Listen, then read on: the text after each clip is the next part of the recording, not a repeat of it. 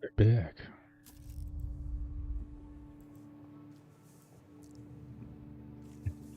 Technical difficulties, but should be good to go. Cross-armed and weary, the bartender begrudgingly makes eye contact with you.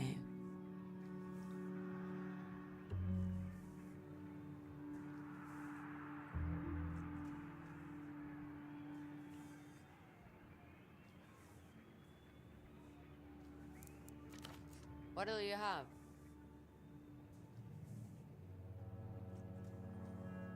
No, I don't think we have. I'm Lucia. What brings you back?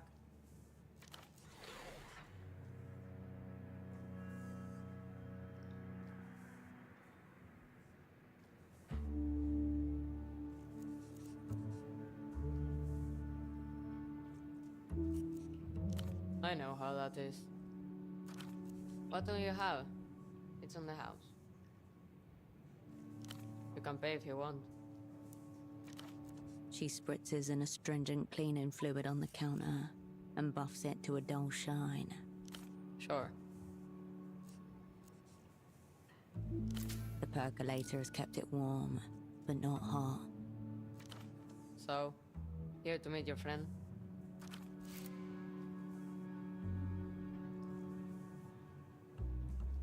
Over there. She gestures towards an older man in a booth. Strange. He said he was expecting someone like you.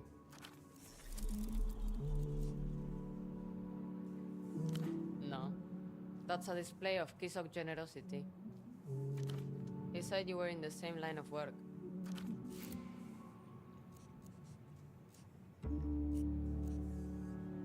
Not my business either way.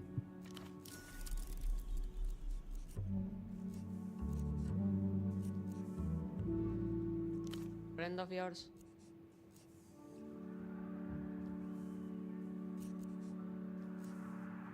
He was here a few days ago. Seems to have come in to have a chat with your man over in the corner booth. The one you've never seen before. I'll go talk to him.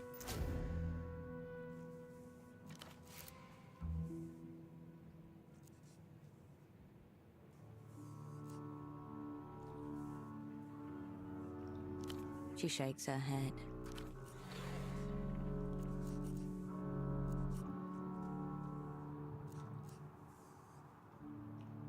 Don't tell me you're in Portofino for the phone sex. Oh.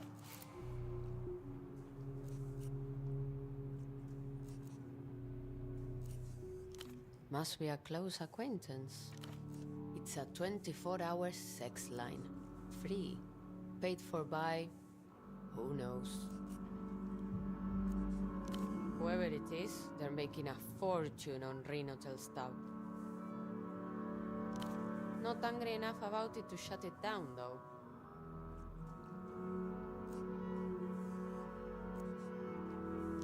It's a payphone to the west of here. It overlooks the water. You'll know it from the group of excited old men nearby. See you.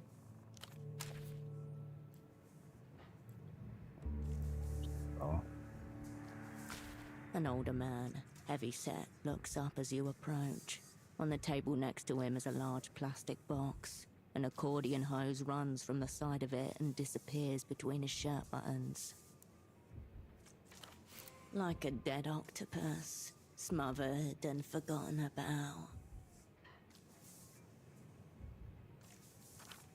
Opera. Bon of you to drop by. Although a bit earlier than I was expecting. It should be said that you've never seen this man before in your life. No matter. You're here now. That's what counts. Never. And yet I think we're well met. Some reputations precede. I heard a notorious spy had escaped from the freezer and was running amok in theater. Had to see for myself. This man must be part of our welcoming committee. The gang's legend spreads far and wide. Now here you are, in living color. Cascade, known to some as Herschel Wilk. You might still be able to play this off.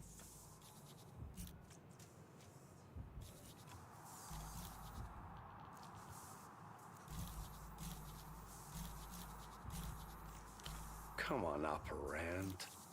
Stupid games are beneath us. Let's get real. Officially, I'm no one. A null entity. A sad old man in an ugly shirt, killing time at a gouty paleta bar. Right. No entity. The Operant Bureau's preferred name for those it would rather forget. His shirt is very ugly, it must be said. Perhaps a kind of social Coordination. scramble pattern. But my sordid history's not the subject here. It's you everyone's asking about. All kinds of stuff. They're asking, has she figured out her assignment yet? What's going on with her double? Does she still have it? Thrilling questions all. But mainly, they're concerned about your heart. Straight to it. Fine. Let's be blunt. The Opera have dropped you in a river of shit. Maybe I can help you get yourself out of it.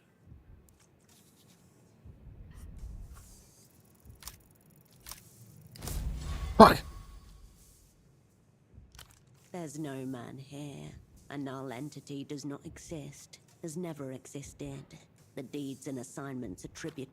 That's because you're not speaking with a man. You're speaking with an augmentoid. Part man, part machine, all menace. Built in secret factories in the center of the hollow moon. Just look at the heart box thing. The theory is bulletproof.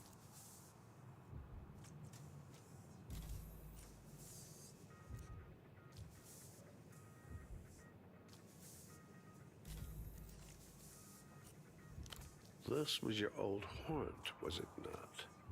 See why you're drawn to it. Spacious, decent sightlines.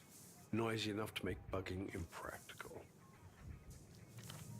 At this hour, the bar is beginning to come to life again. A few regulars shuffle in, taking their regular positions. The two of you attract no particular attention.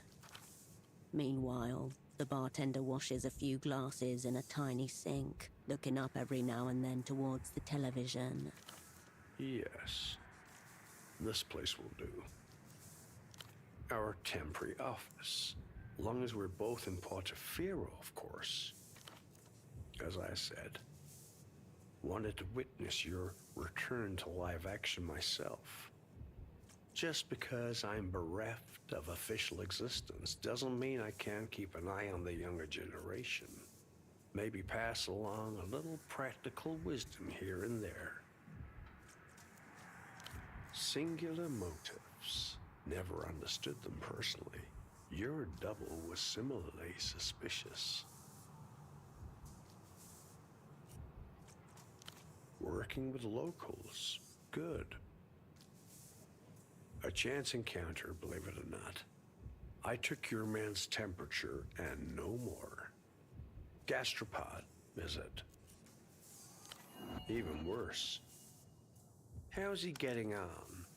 Haven't seen him for a few days.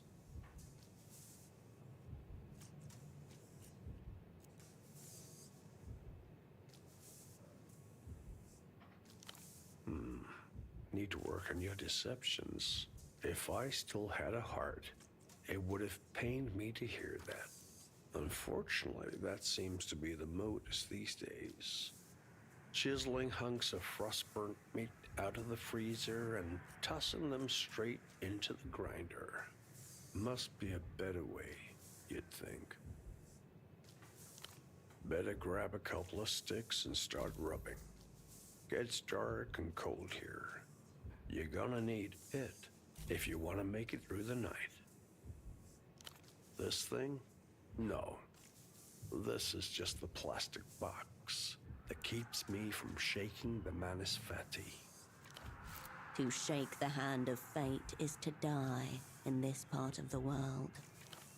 Last I heard, the original article was sitting on a desk in a third-level sub-basement somewhere in Nevessa. Story for another time, I'd say. More like a private joke that went a little too far. It? That ineffable, inexplicable quality essential for it. to success in theater. Frequently discussed, rarely demonstrated. Depends. Do you want to grab reality by the face, tear off her false skin, and stare into the abyss of stars inside her skull? Okay. There was a time when someone believed you might, seeing as they trusted you to set up the opera's last Portaferro network. Didn't turn out so hot, if reports are accurate. And yet, here you are, back on the scene. That suggests your it levels haven't totally flatlined. One of the most difficult questions in its studies, driven more than a chair of operants and math prodigies to stark, raving insanity. Given that, the consensus seems to be better not lose it in the first place. Call it your look of haggard perplexity, assuming that's not just your normal expression.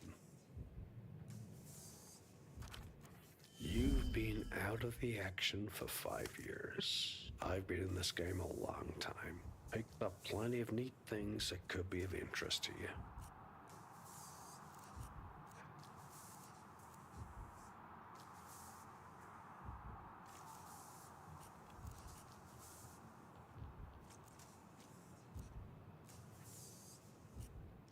Local television personality, though his accent suggests origins in the People's Republics.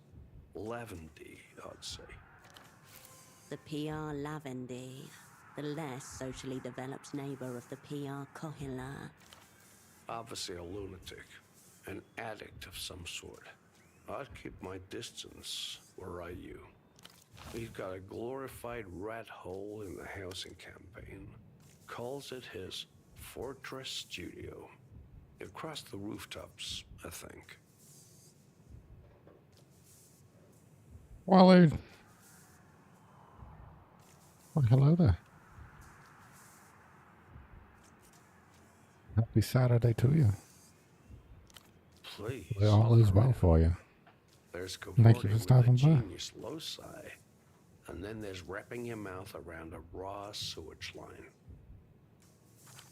That said, he's got tens of thousands of regular viewers.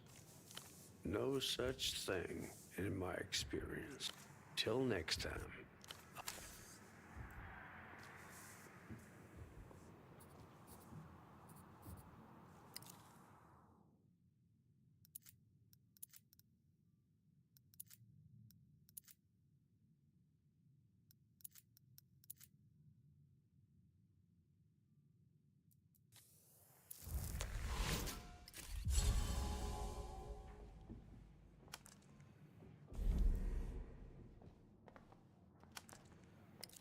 Saturday for you too. Oh, yeah.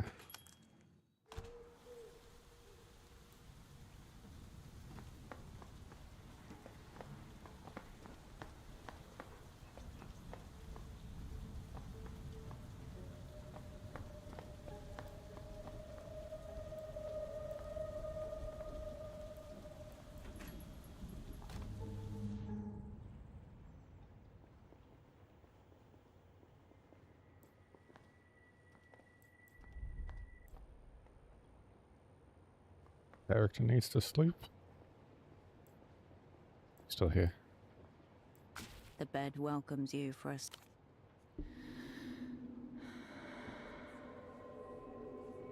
The anticipation of a decent rest pulls you towards the pillow.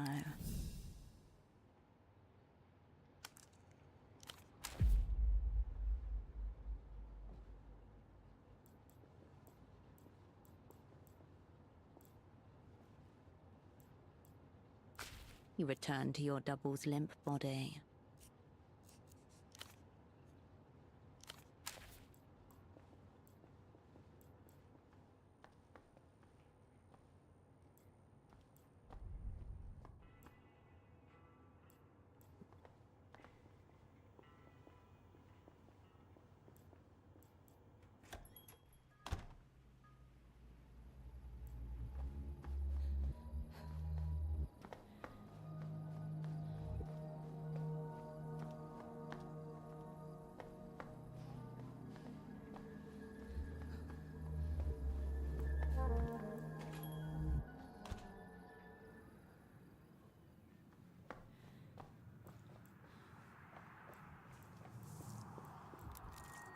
Up ramp.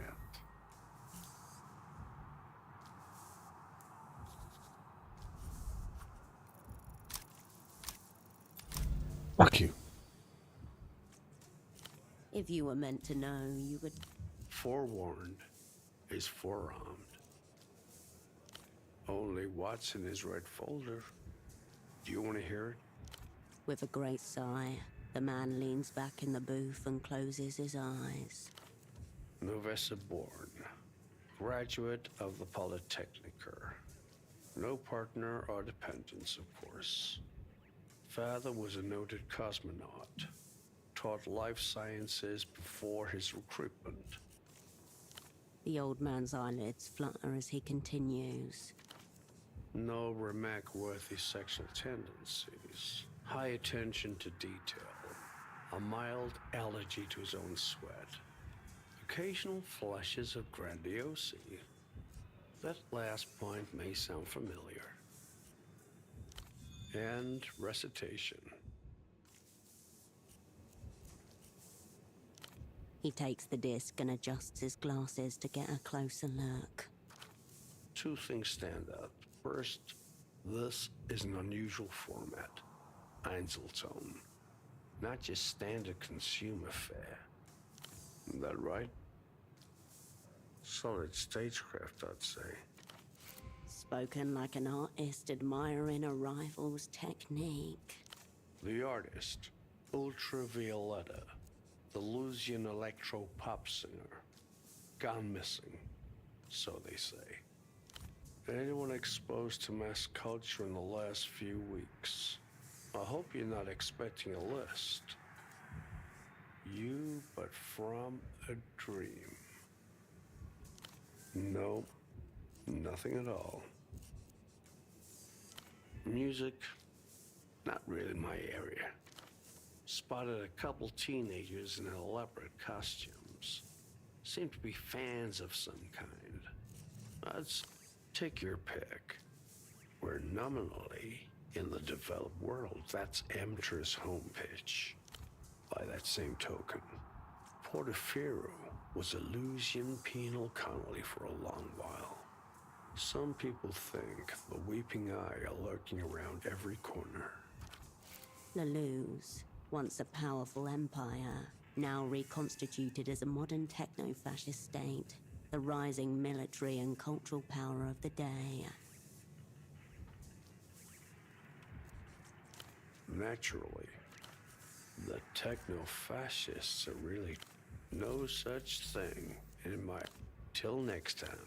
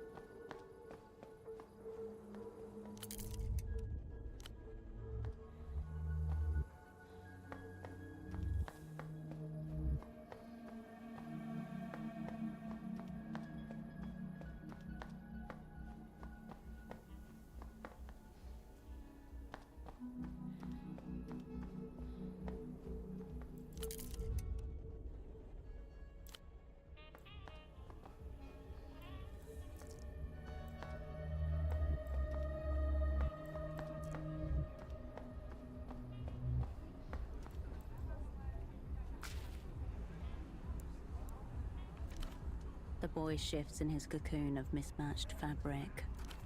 Moonlight shimmers across a holographic patch on his sleeve. The patch reads, Marco. Hold on.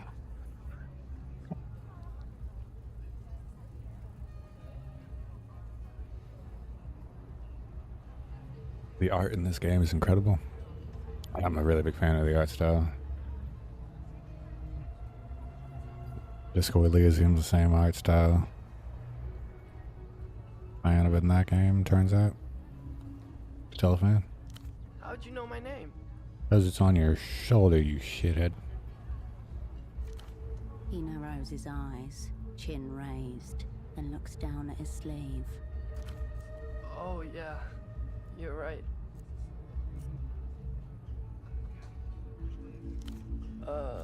Yeah? Alright. I don't know. I don't know.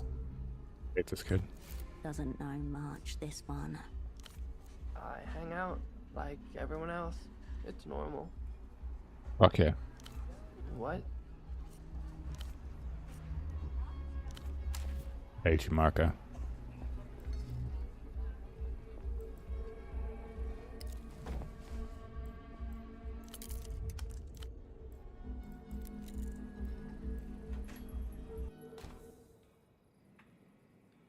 There's Clinic. Hello. Oh. What? No! First of all, I'm going to save just in case this goes wrong.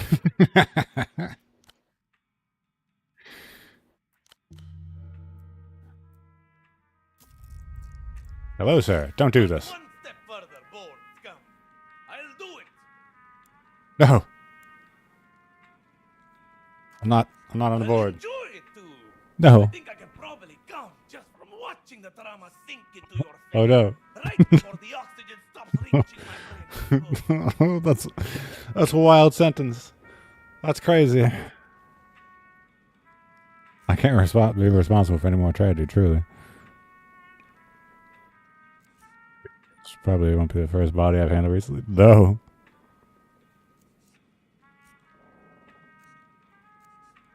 Don't pretend you're a person.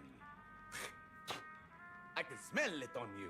The forms, the files, the fucking bureaucratic miasma that birthed you. No. Not me. Pupils track you like a cornered animal trying to recognize the butcher.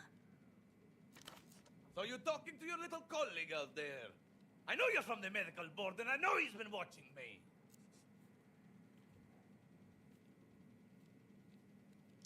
Sounds like a pre-rehearsed line designed to entrap me. Oh. If you're not bored, which you fucking are, then go and deal with the stain of narc shit lurking outside. I know that scarf of his is a fucking wire. Kid, that's a 40-year-old man with a severe deformity. Terminal virgin, too. Stench of xenophobia all over him. What? No one takes down Dr. Gonzalo E.S. Gonza, except Gonzalo E.S. Gonza.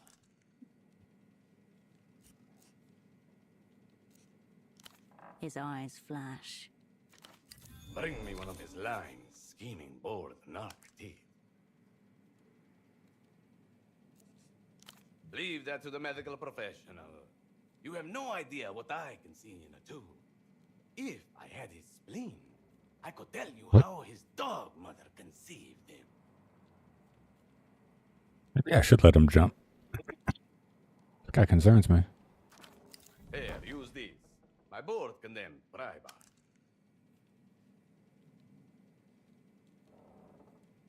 Because of his history of use. Primitive superstition typical of the medical board. Bluffing until I see it. There's got to be some other way to assuage his paranoia than assaulting an actual child. Yes. I agree.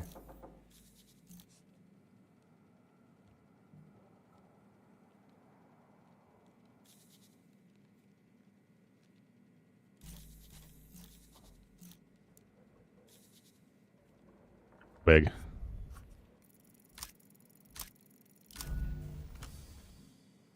Oh no, don't kill yourself. It's bureaucracy versus insanity in this arena. You have to go off script for this. Way off script. Oh no. Yes? Maybe this. No, we're doing this. You lift the bottle to your lips. Your gag reflex activates. You puke into your mouth.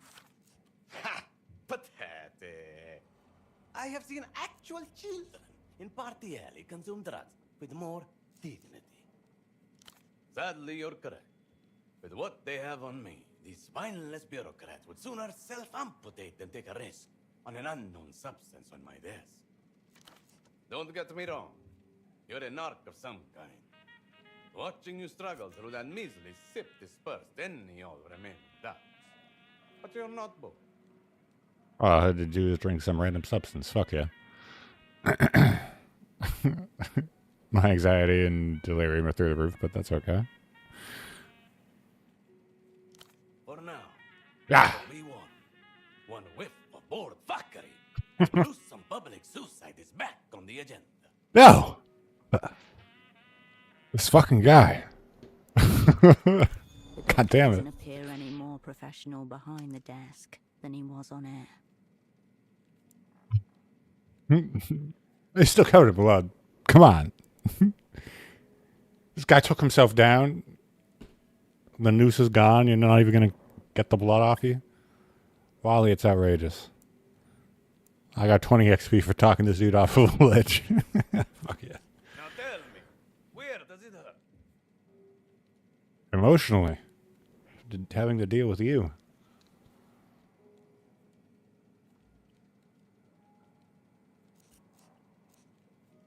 I'll take this the wrong way, but are you a real doctor? That's fair. He's dead. Forget about him. No! Who's the unfortunate? Let me tell you something about colleagues, sister. By and large, the most vile species of sniveling, rule-following, authority-sucking vermin ever to stain this earth. Second, perhaps only to medical board inspectors. Yeah, and medical We board don't have inspectors. conclusive proof he was not like that at any rate. You want my advice? Roll him up, toss him out in some hazardous waste bags before he starts smelling. Awful fucking doctor. I haven't even explained the situation. Yeah, that's fair. I mean...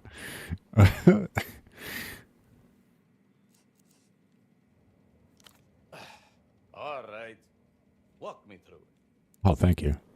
I like this guy. I don't know about this guy. He's concerning me. Gut diagnosis screams ketamine binge, but I'm keeping an open mind. Any signs of injury, self-inflicted or otherwise? Or I'll injured one or another when you think that's not going to help me. It's funny, but... Good stuff. Anything else? Sounds like the problem's in here. Maybe akinetic mutism. See, nobody turns to a dish rag on a whim. Unless he's stroked out, there'd be a precipitating incident. Drugs, toxins, choking maybe. If he knows how to party. Found any needles around? Belt? Maybe a weapon? Music? Ultravioletta! Well, there it is. Mystery condition solved. What? I didn't fucking consent to the knowledge now, did I? It's forced down your throat as soon as you step outside. This is a clear-cut case of LAS. Libidinal atrophy shutdown syndrome. Affects terminal virgins, unlaid husbands, and men exposed to overly uterine music. Tea drinkers too. Ah! Outrageous. That is definitely 100% a real condition.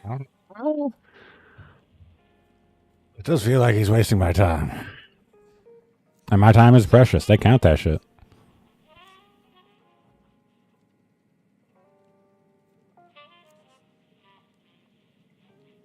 No sexually satisfied man would listen to the sad shit by choice.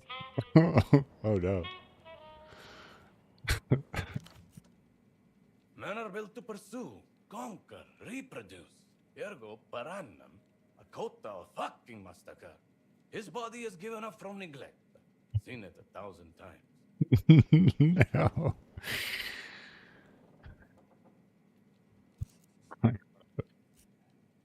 Yeah, right.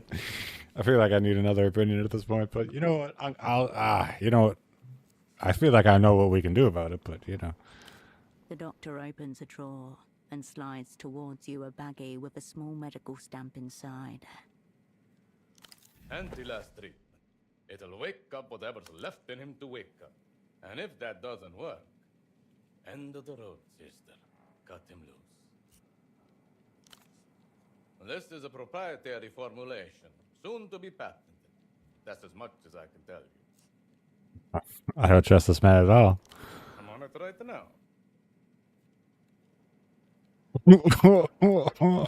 Home recipe, mama. I can out-erect any man, anywhere, anytime, dead or not. No man likes ultravioletta.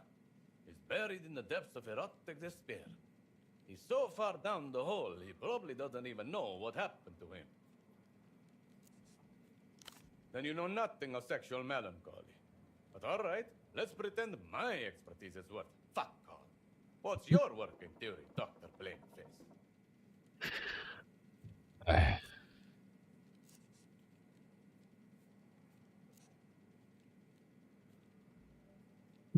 People don't break all at once. They road. No one notices until it's too late.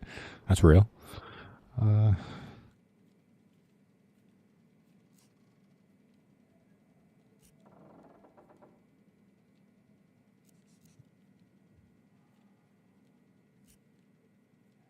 Fuck. Yeah. I don't have one. Too late for that if he's less induced.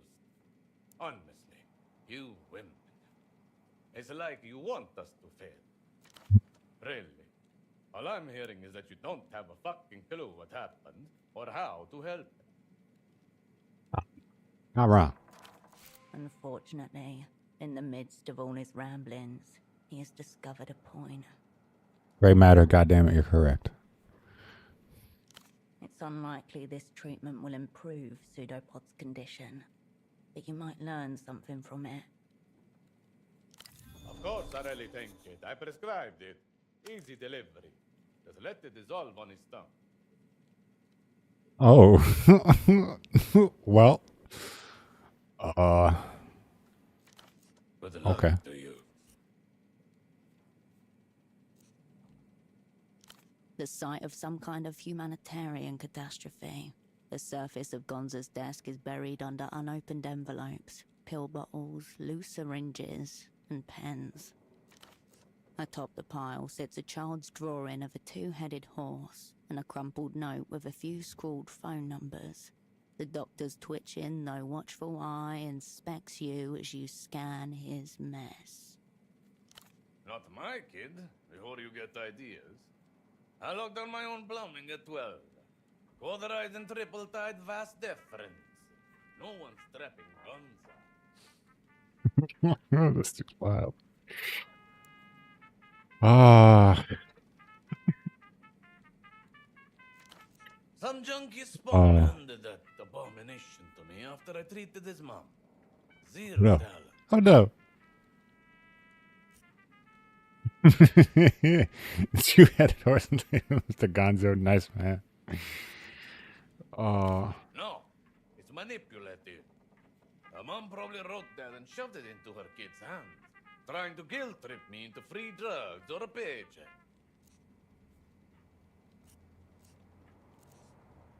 The doctor drums his fingers on the dirty desktop and stares bitterly into the middle distance. Feel like I've extracted all I can from this man. Oh. That was crazy.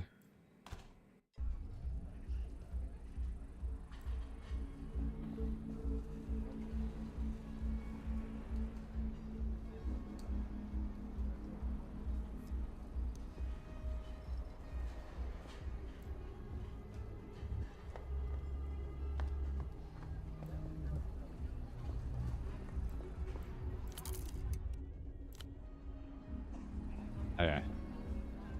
Yes, I gotta go back and desecrate this man's body.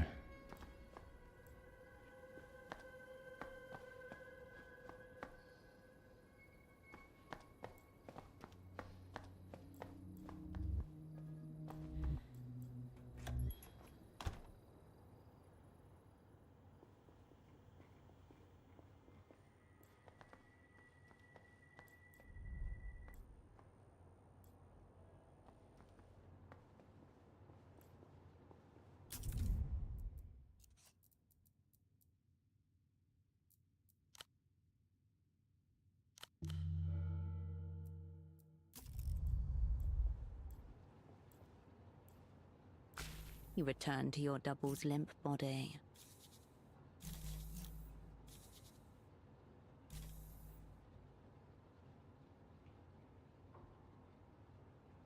So you're saying there's a chance I could do this at a 2% chance? Forget it.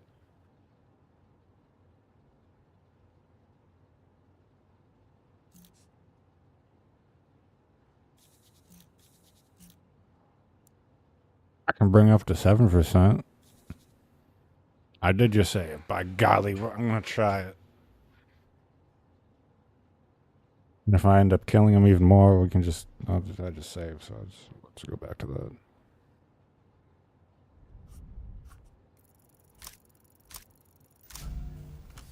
that.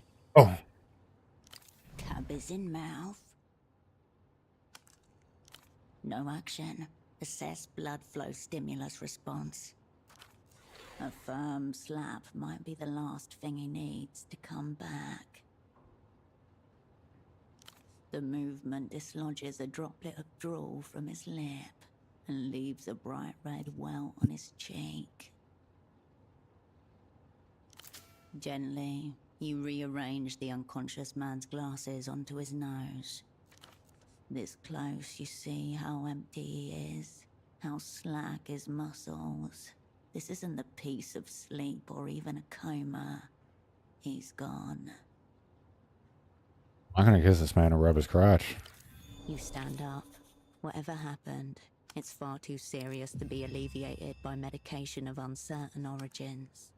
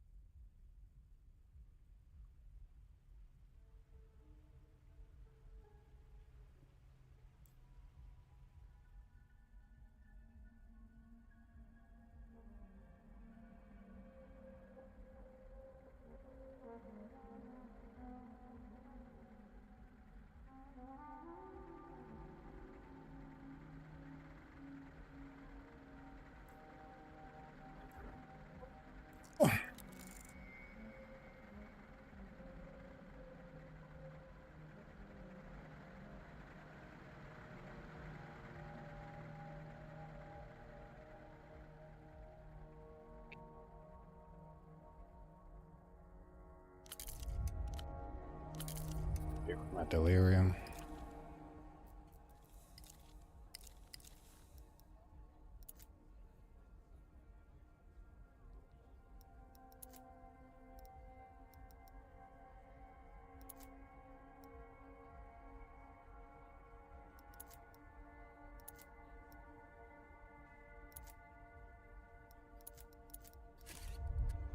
Find something like wholly good for me. Is that a possibility? Do that.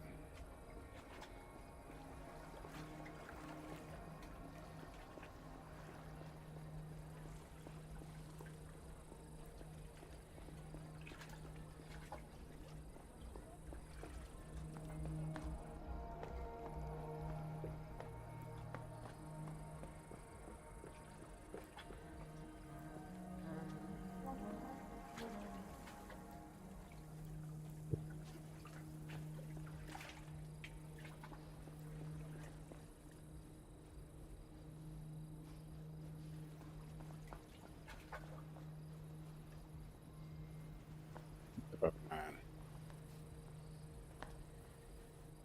All right.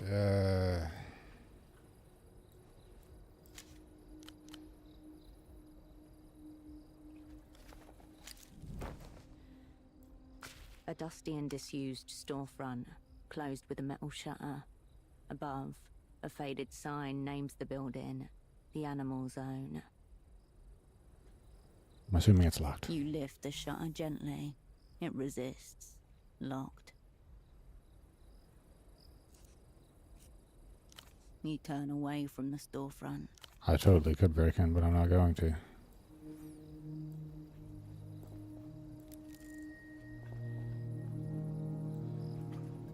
The Guardia Municipal officer is intensely scratching at his neck. As you approach, he wipes his hand on his trouser leg. Hola, miss. Hope there's a reason you've stopped an officer while he's on duty.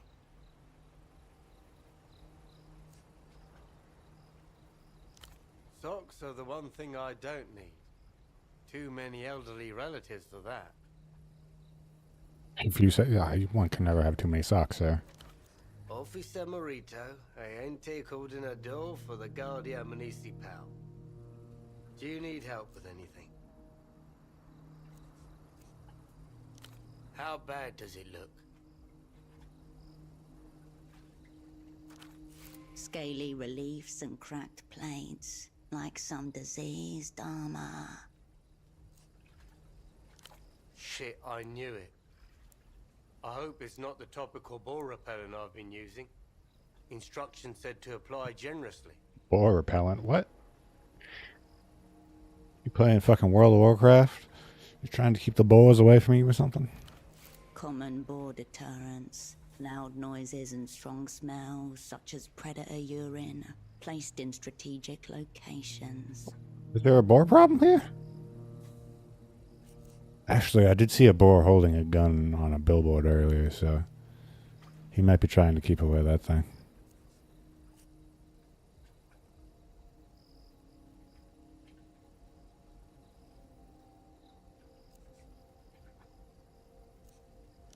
Are you serious? And right in the middle of a boar infestation, too. Boy, there is a boar infestation. Oh my god. Please, oh my god, It tell me. used to be a seasonal problem. Every autumn, some adults would come down bold and hungry. But lately, it's more of a permanent residency. I think they're like actual people based on. That's great.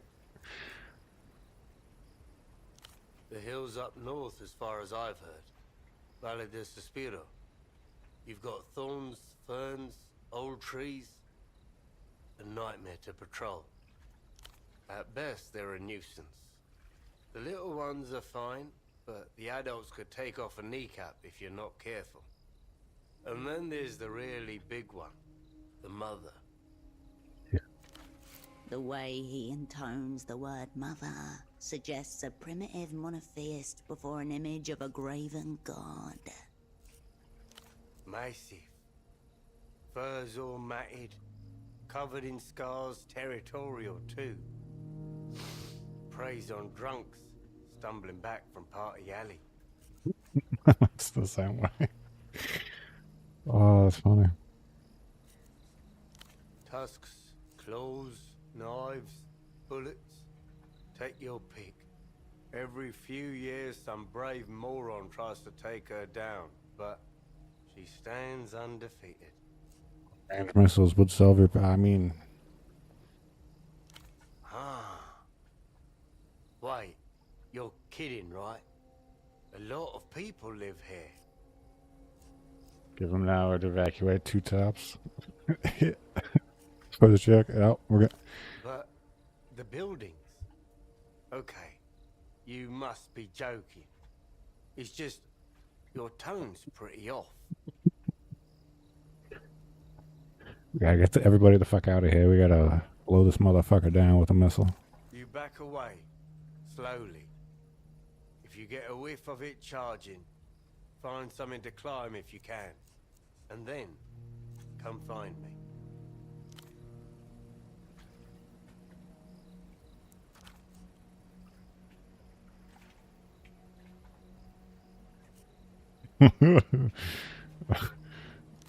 Try being all out.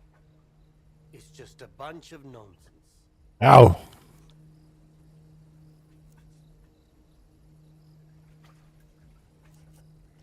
Can't. Payphones belong to Renotel. It's private business. The Guardia Municipal doesn't have jurisdiction to look into that. The Fiscalia. One could put a request through them, but that's a lot of paperwork. Better to stick to the law. The law's not perfect, but it's there. Hard to argue with a non-existent point. Yeah, Eno's gone. Him and his other fuck-up buddy Gilmar. These two fancied themselves detectives. It's what happens when you have more time than sense on your hands. Figure these two just ran off, leaving the kid to deal with their mess. Not at the same time. That'd be too obvious. Eno reported Gilmer missing about a week before he disappeared. That's a lot of skepticism around reported and disappeared. Way I see it, they started planting the phone story weeks ahead of time as a cover. Got 2 theories. Debts is the obvious one, of course. Now, if it's not debts, then we're clearly looking at something more salacious. 2 men, yeah? Old friends, close friends, detecting together.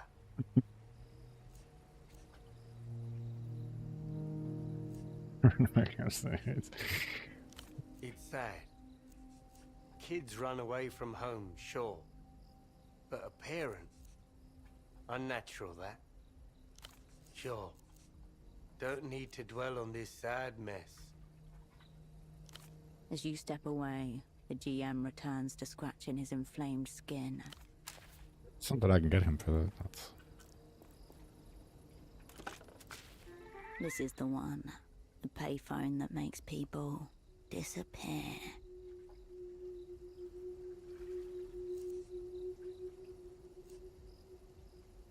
I'm gonna get kidnapped, baby. The receiver emits a hollow whisper in your ear. Say the words. Kidnap me, motherfucker. You hear only the reverberation of your own voice, amplified by the phone. Still half hoping for something to happen, you put the receiver down. Nothing happens. Yeah. You hang up the phone, undisappeared. It can happen now. You step in. You hang up the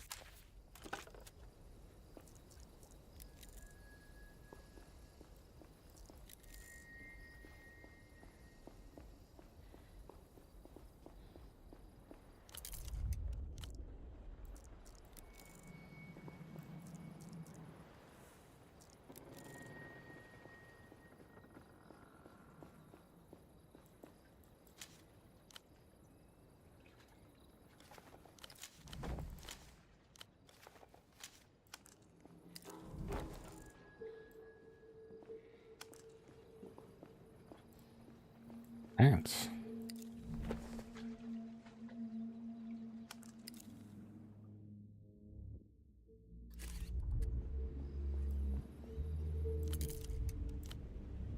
A monolith of gleaming beverages. One catches your eye in particular. A striking red and black can marked automated unfeeling commerce stares back at you. It is no coincidence that the contraption before you mirrors the proportions of a coffin. These are the things that can happen when you consider the vending machine.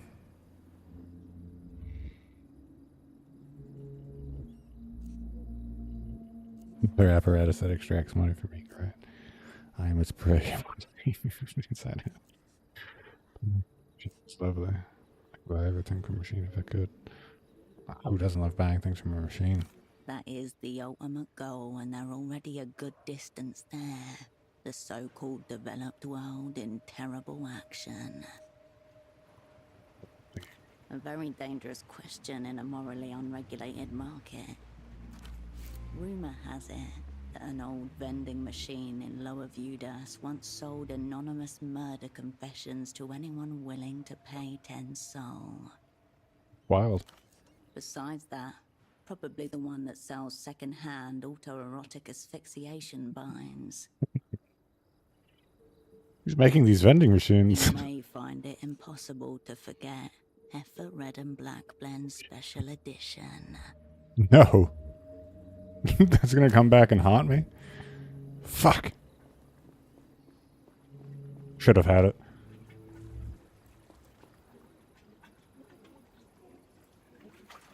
Scared Wally, I'm living in a world where I should have taken it. The payphone stands half embedded in a concrete pedestal. You step Can't call away from anybody. the Clicked it.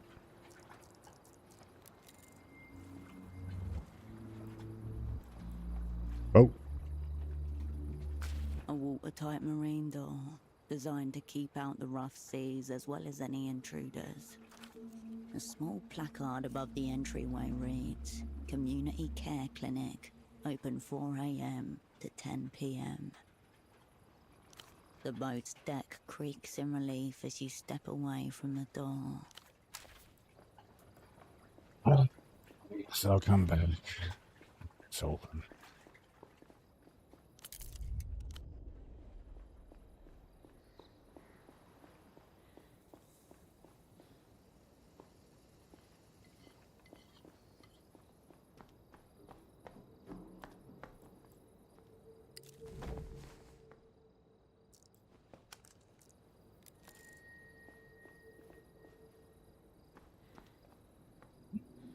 Boys!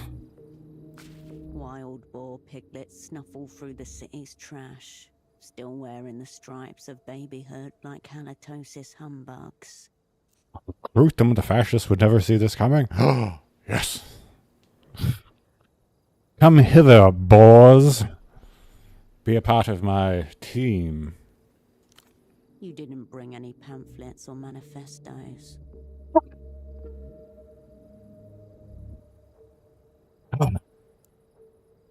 I hate coming unprepared. But where there are bullets, there are boars. Oh. An adult can be up to 500 pounds of bristled, pitiless hog Stupid. with tusks.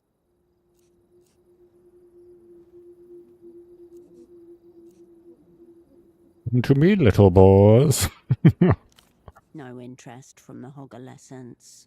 No! Ah. Can offer them cigarettes. I think that's cigarettes and alcohol. That's all I got.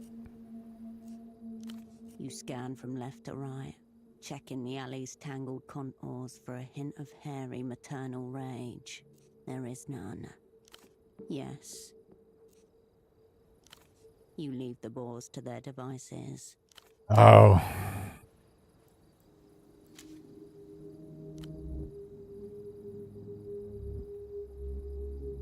Stomachs. Chewing. Fatigue +2.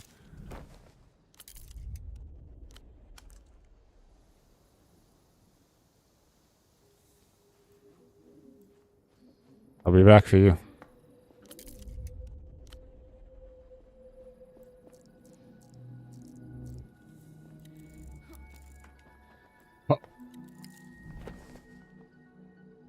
Cigarettes? Excellent. Just what the boys want.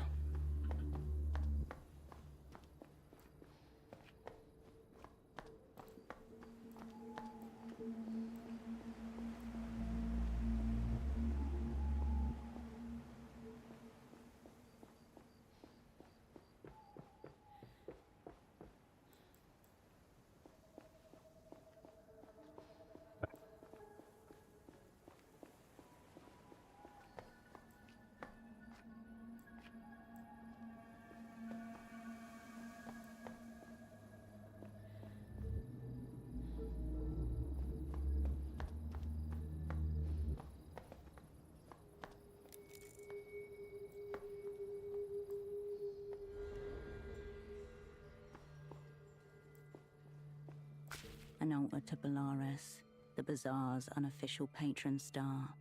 It is cluttered and precarious with offerings. The shrine lacks the sacred air of Mercian churches you knew as a child. It is an organic thing, maintained by locals of their own volition. A spectacle of Portaferan humanity. The steps worn with years of its visitors' hope and grief. Whatever their meaning, they were enough to summon you here, now to this shrine rammed into the side of the city.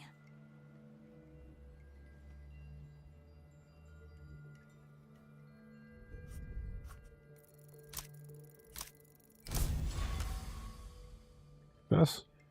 You adjust your position and gather the appropriate reverence. The audience of framed strangers watches you in silence. A prayer of interference. For the gambler palming a final chip. For the veteran lacing up boots cracked at the heels. For the fool stepping into the current and demanding the river change course. Your words hang in the air, brittle as glass.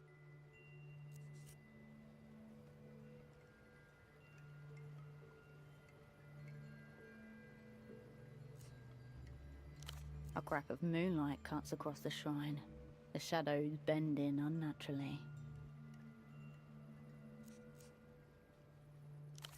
Your words are gone as they are uttered, careered upwards on the air's invisible wires.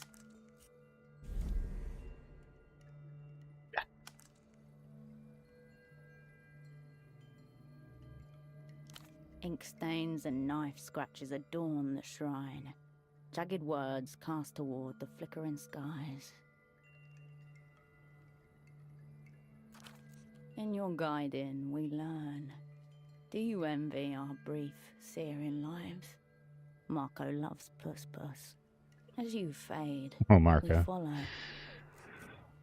Oh, I don't care. Improvised welcoming party. Oh, Here I to do greet care. the distinguished visitor from the People's Republics. Between them lie offerings and totems, a necklace, some out-of-circulation coins, an old packet of smokes. There's no sign of the missing vendor. Ouroboros Black, an imported brand.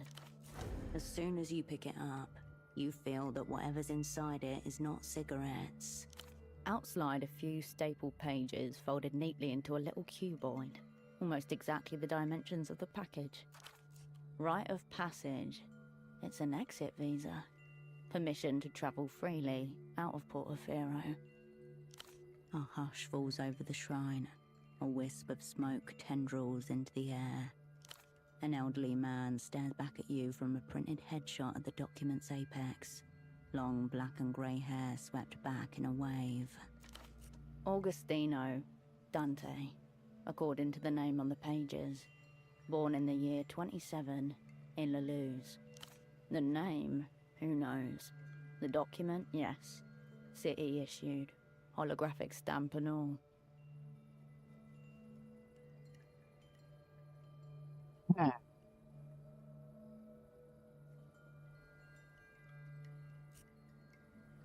You refold the pages along their elaborate creases and return them to the package. In the darkness, you feel the presence of all the stranger's offerings more powerfully behind you.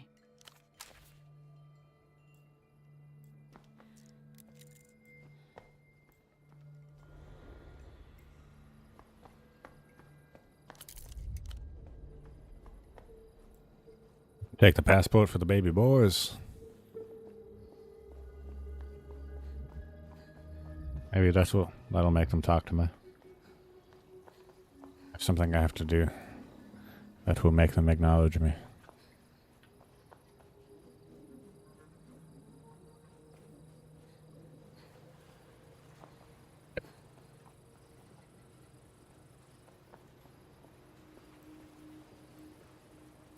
The smuggler inclined. He lowers his head. Whack.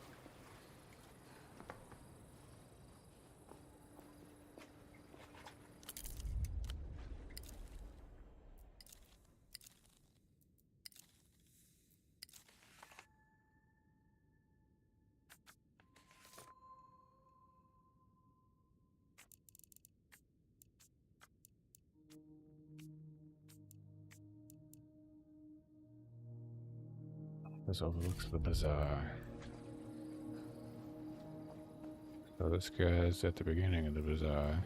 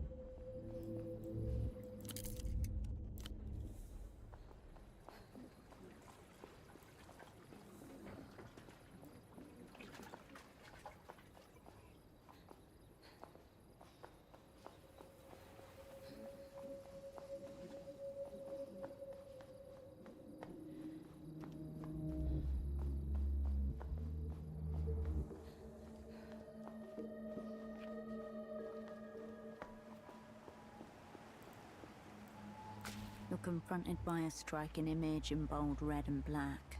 A woman perched on a sofa in a simply furnished apartment. A handgun lies across her lap. On the table next to her, a beverage in an appealing slim can. In white text, contrasted against the black shadows, the words, "Safe house is anywhere."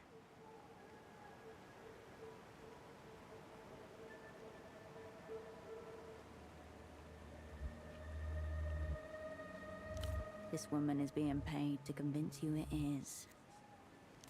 The woman in the image remains still, staring into this world. She doesn't watch you leave. I don't know why she would.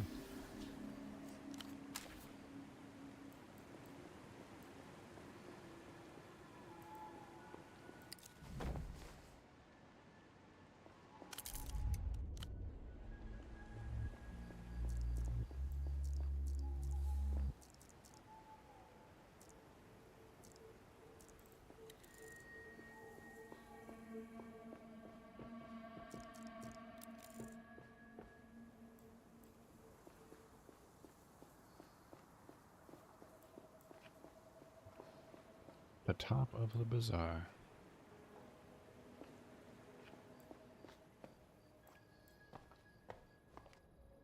That's where I am.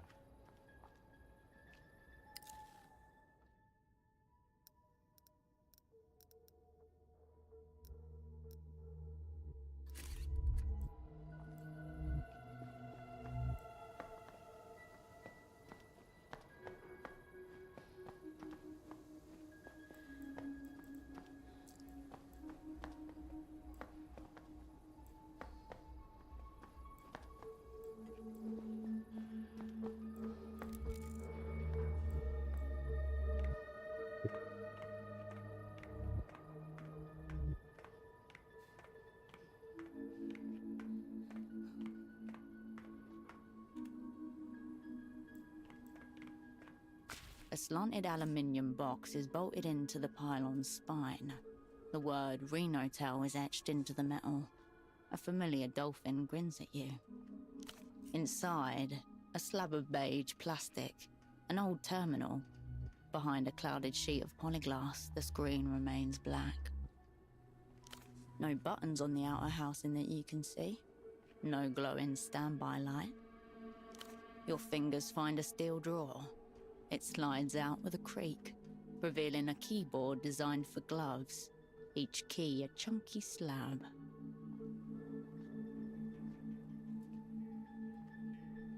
A low wavering whine. Behind glass, the cathode ray tube flickers once, twice, then flashes white. System waking. Please wait. Mem check 00016 KB. OK ports. Welcome to Renotel Control version 1.2. Copyright 87 Renotel. Enter command. I don't know what we're doing, but we're gonna do it.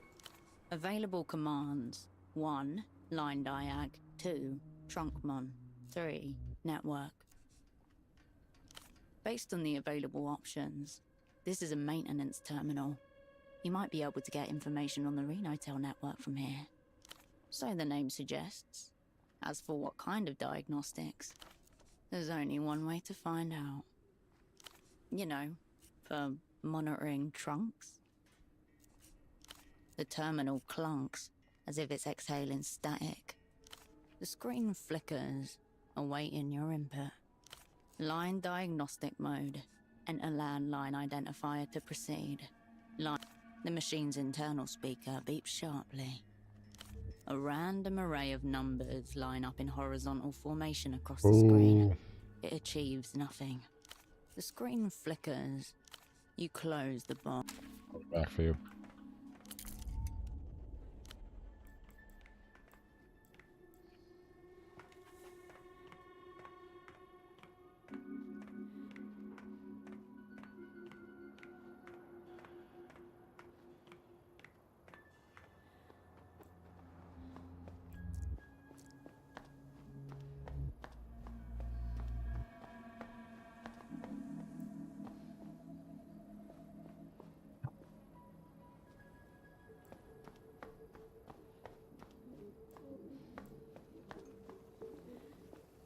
Disheartening.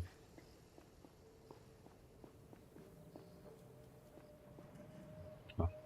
Is this the Disco Elysium-like game? Yes, it is. Having a megaphone. I am a spy. And I woke up in a room. Crazy, if you can believe it, and you've never heard of it, I woke up in a room not knowing what the fuck was going on with my partner under some rough circumstances. Now I gotta figure out what the fuck's going on. Is this it? Oh, did I get to the spot? Tempo's office is Yes! before you.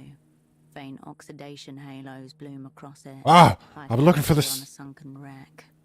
I've been looking for the spot for like 20 minutes, at least. You step back from the Save before I go in there. Big fun. It's very similar to. It's literally the same exact thing as Disco Elysium.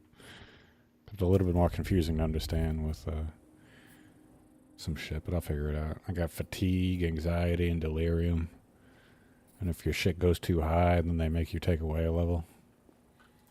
You stand before Tempo's door once more. I can't seem to keep my fucking delirium from going up.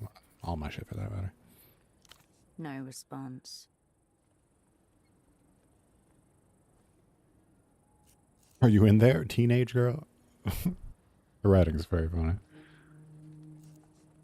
It's locked. Try again. Still locked. Somewhat inevitably.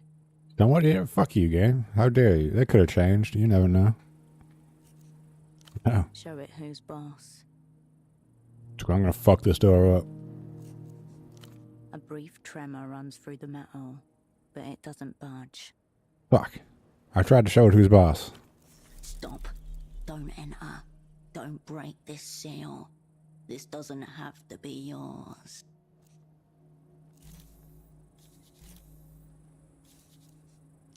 Silence from the other side.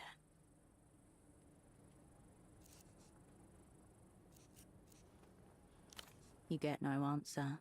No twitch or shuffle behind the metal. I'm gonna keep on talking to this door. No answer. Silence.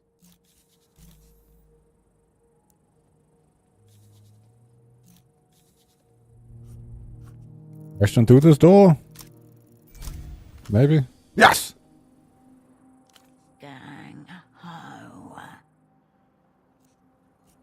Oh, tempo. For that fella. For me. I'm gonna do it for me. I'm going through a lot of shit right now. Yeah.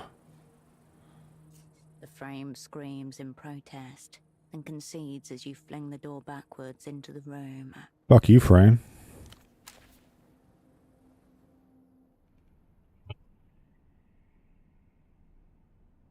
That's not good.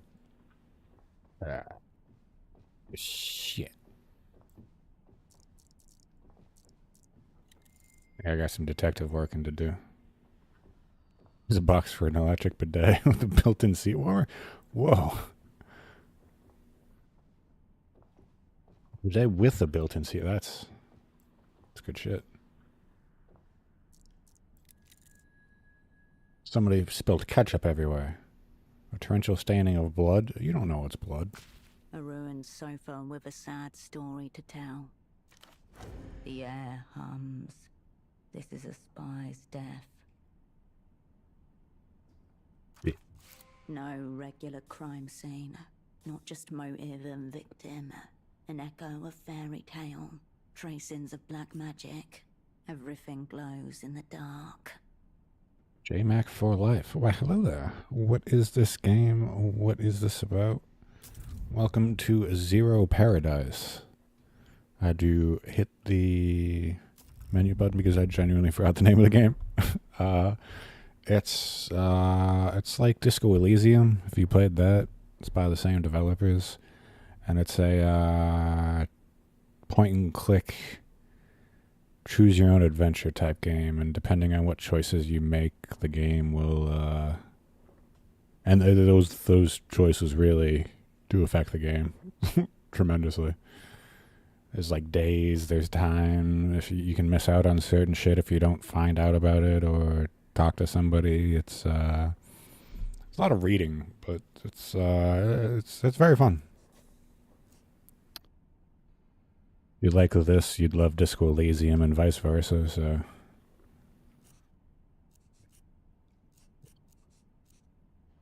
Narrative-based games. Too much. You get like your subconscious talks to you. And you can, like, can I, not yet. Show you in a second. Asset taxman was unknown. Now zeroed out. Fatigue. You got fatigue, anxiety, delirium. And if they get too high, they can take away from your other skills. Multiple assailants going by the footprints. A brief struggle. Then the inevitable. The stereo system is facing away from the sofa. Think about this suboptimal room layout for a moment. It's much easier than looking at the blood.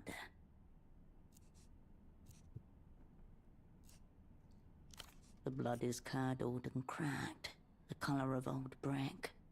A week ago, maybe more.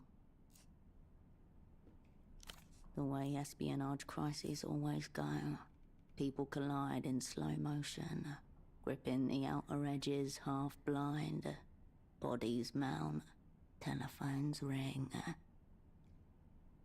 Plan to collide at full fucking speed. Hell yeah. The writing is very funny. I'm a big fan.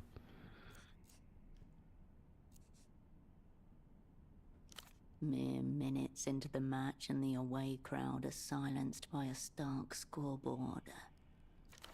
Enemies 2, Cascade 0. Like sons of bitches.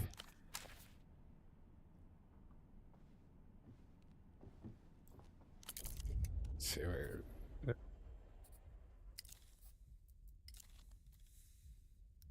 You can change your attire, and your attire has like different, like these we're in this cold read, statehood, technoflex. All has different stat effects,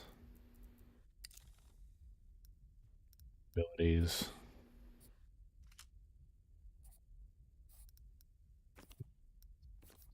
Gold read, gray matter, records. All this shit depends on. So all that shit that you're seeing pop up mid conversation is usually like gray matter, professionalism, statehood, sensories. Whatever you have points invested in, that's how your conversation is going to steer towards. Are you some sort of detective? I'm a spy. I woke up in a room and my partner was kind of under the weather, and I'm trying to figure out what happened to him. And then my handlers called me, and they're like, "Can we speak to that guy?" And I'm like, "Oh, he's not really speaking to anybody at the moment." And they're like, "Well, we're canceling the mission." And I was like, "What mission?" And they're like, "Well, we're not going to tell you now." And I was like, "Well, fuck you. I'll figure it out for myself." So that's the name of the game. On the desk are a grey notebook, an e-terminal, and a broken photo frame, face down. I guess I'm a spy doing in the Disco Elysium game. You were a cop. You were a detective, and you were to figure out a murder. I can play that after this, honestly. Next to the frame is an eye with a long single teardrop, shaped out of a fine white powder. It's soft and ringed. The word accounts is written across the top in black marker. And just there was a pair of pants that I examined in the first room, and there was nothing remarkable about them. And then I went back, and it said search them again, and I did, and it said, "Oh, you found a secret pocket." I'm like, "You motherfucker! That's crazy." The game does shit like that. I'm like, "You son of a bitch." It's makes you really look through shit. A thicket of serial numbers, dates, columns and rows cover the pages top to bottom, along with shorthand references to incomes and outgoings. Yeah, that's wild. There was like a secret code in there or some bullshit. You notice the handwriting completely changes in the more recent entries. It's updated. The first dates back years, harsh-lined, heavy-handed, all capitals. Definitely I'm learning something important. Oh. The second set is an elaborate looping cursive. Some of the eyes have little hearts instead of dots. Rewind and now. I don't think so. You can save before you like make a major decision or go into a new area, but that's about it. You want to go back, and I've only gone back and redone a decision once. I started this path where I started to yell at this lady that people were like coming to hang her and shit. And I was like, you know what? That's not how I wanted to come off. That's a bad first impression. And then I restarted, and I had like a normal conversation. It took a bad turn. She seemed like a very nice lady.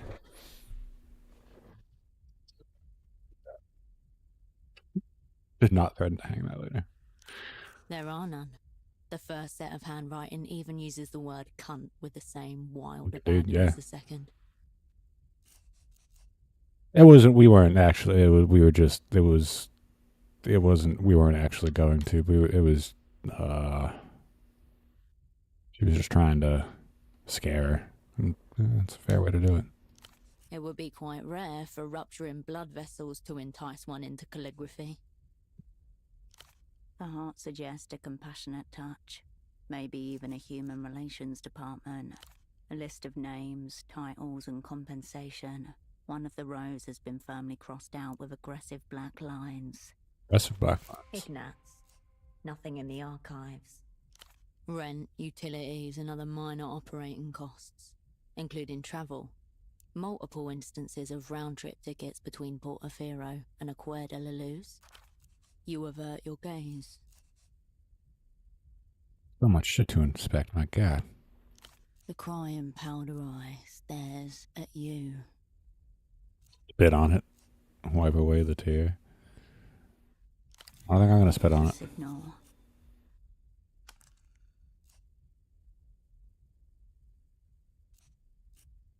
The eye watches you. Pretty badass symbol. The fascist severs by the balls. Aesthetically. Your finger returns to you with a dusting of white.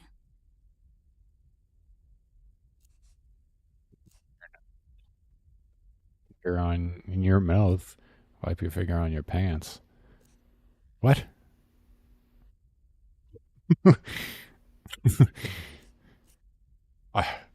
These first two choices are wild. What are we doing? Not putting that shit in my mouth or in my nose. Nothing good or bad happens. I think something good happened. I didn't put it in my fucking nose or mouth. I disagree, game. The eye is no longer weeping. Good. That's a hard one. Yeah, I guess so. That's wild. Turn the frame around, dust falls, and a blade of light momentarily obliterates the row of faces presented.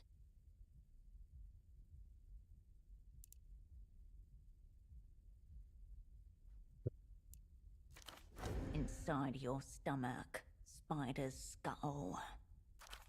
A surprise attack launched from your own past. Is that me? Anxiety. No! My shit's high enough. Fuck you. Here you all are.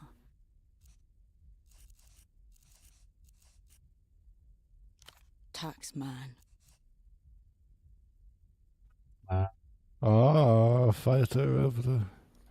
Estoc. Virtue. Cascade. Eh. Radiant. That's me. Kindred. Holocene. Your former network, known to the opera as The whole sick crew. Sick name for some spies. unknown to you as those friends you left to die 5 years ago. See. I'll Your be. people. None of them meet your eye, apart from you, the only one looking down the camera. Just from What a business. thoughtful gesture. Very late, but very thoughtful. Thank you. You slip the photo out of the frame, into your pocket, My picture? pressing against your heart once more. You did what the assignment called for, what you were told to do. Spy life. For Cascade, all will be forgiven. A fatal case of sentimentality, leading cause of death among old assets and spies. He wanted to keep you all around.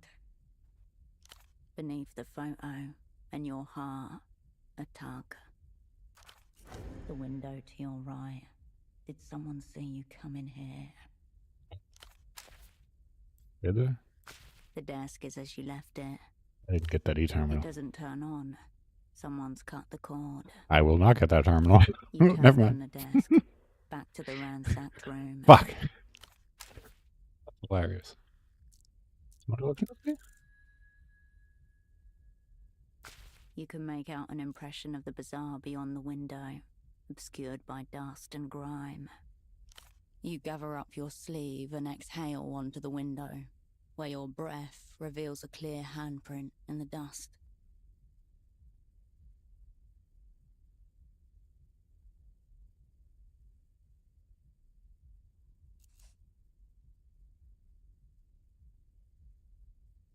You raise your hand and place it gently onto the print. It's smaller than your own. That is not Tempo's hand. Could be. The print would fit a young woman's hand. Shit, the plot thickens. Across the canal is the district of Lower Vudas, a haggling mess of slums, continually sprouting from the defunct ruins of itself. Nighttime finds the bazaar nearly empty. You observe a few teenagers and individual souls going about their routines. Just like the former overseers of Silk Number 3, standing at this window, studying the movements of the dye workers, looking for signs of disturbance. An unusual shape breaks the pattern, a large orange figure sliding between the stalls. Glancing up at the office, too much and too often. The man from the photo shop. Oh shit! This motherfucker. A possible cover. Something flashy to distract from something ugly. Of course, in espionage, coincidence is folklore. Known to the opera as the whole sick crew.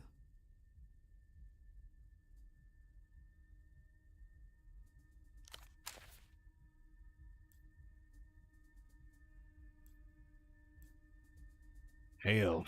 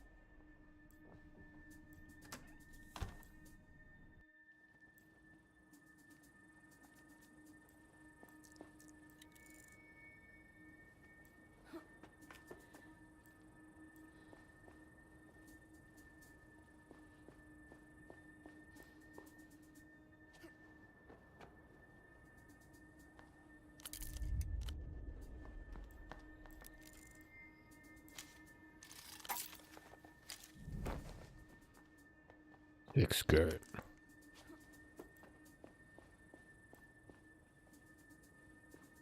Going this way.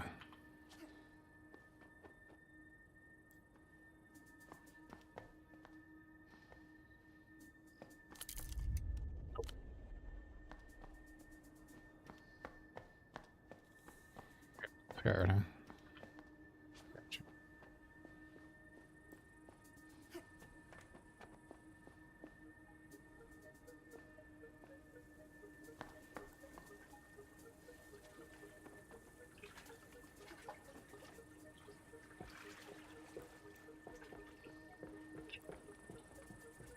A click somewhere inside. The world slows. A sudden release of epinephrine into the bloodstream. Yeah. You lock eyes with the man from the photo shop. He cradles something within his coat.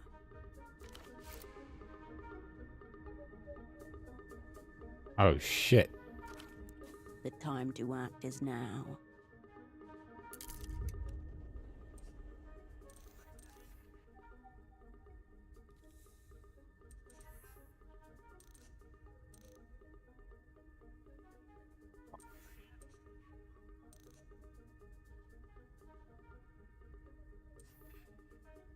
Yeah.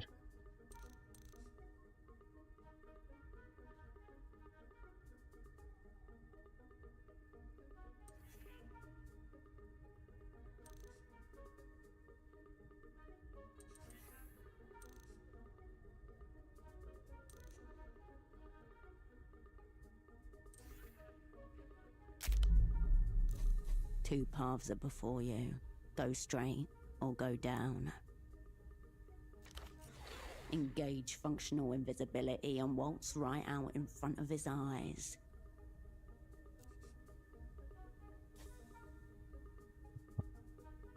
I think that's a bad idea. Run? I don't know.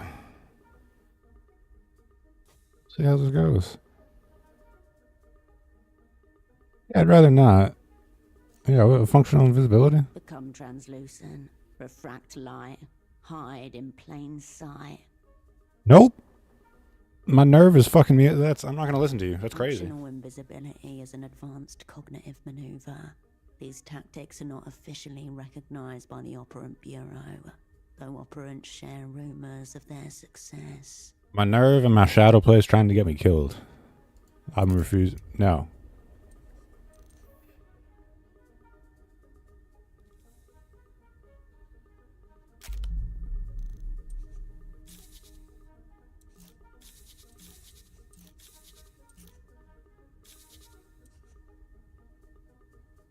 Gauge functional invisibility.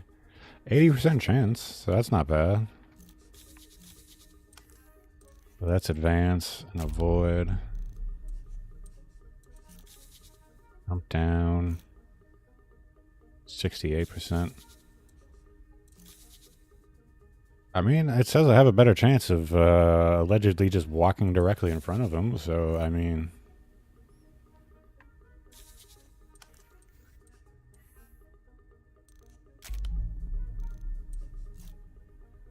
Hey, fish.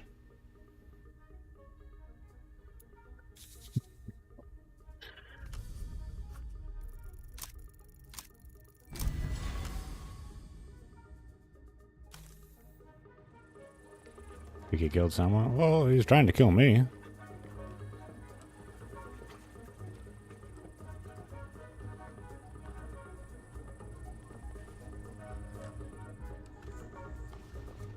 Sick.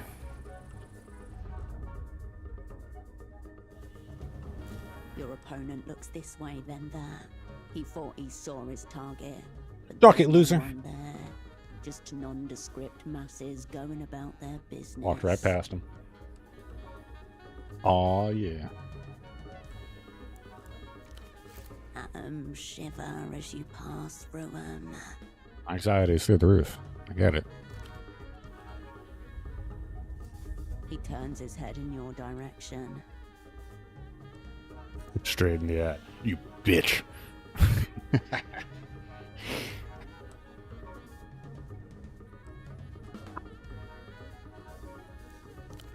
His gaze slides over you, frictionless. Your form may flicker, but keep focused and the disguise will hold.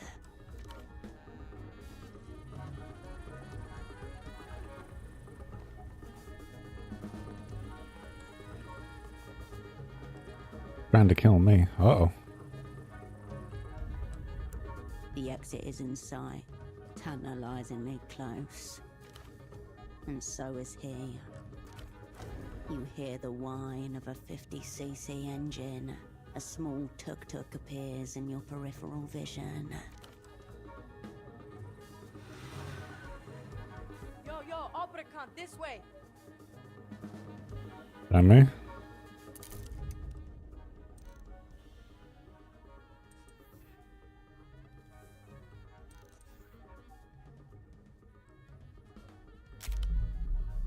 A teenager in a tuk-tuk called you a cunt.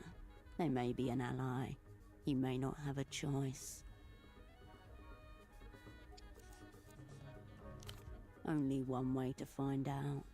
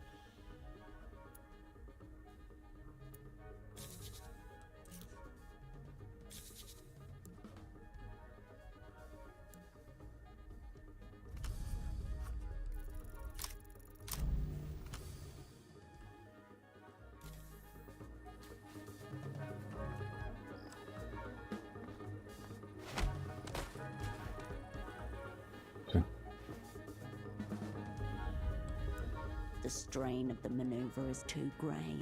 The mirror shimmers, then shatters. Lights out.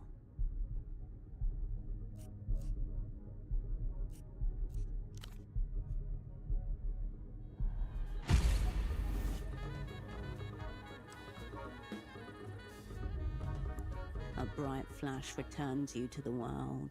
The man lowers his camera.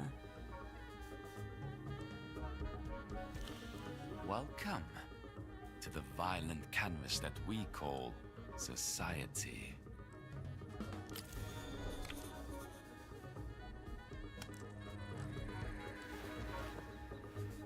But indeed.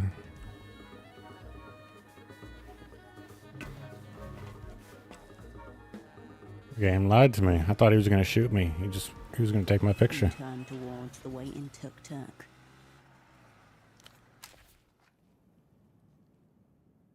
Plot twist. I'm no big-time professional spy, but looks like you fucked it back there. The girl gives you a quick, not exactly kind once-over from behind a dark cigarette and crescent nose. For this? Yeah, right.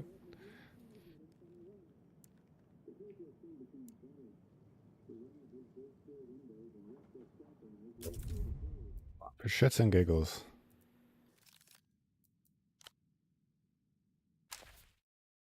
I already know what happens. I want to see if I can actually make it through that. If I can't, fuck it. I'll just stay with it, but...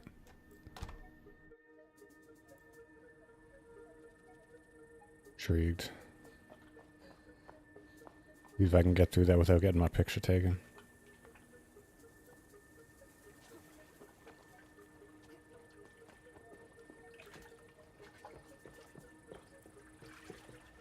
A click somewhere inside. A sudden relief. You lock eyes with the man from the photos. He cradles something. The time to act is now.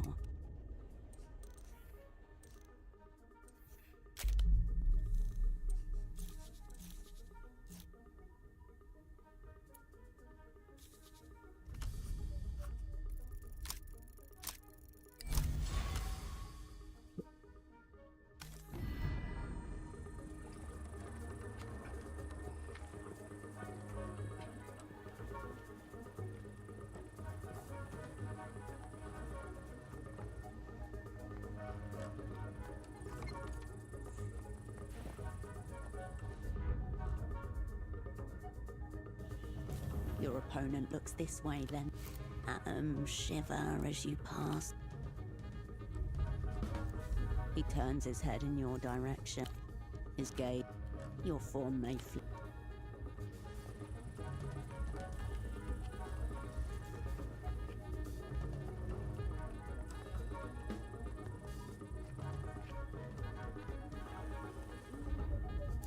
The exit is in sight, and so you hear the one. Yo, Obricant, this way!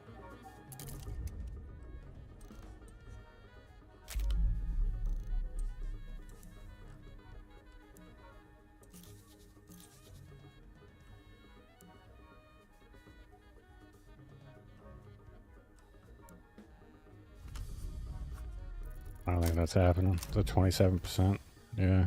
I just gotta live with it. Okay, take my picture.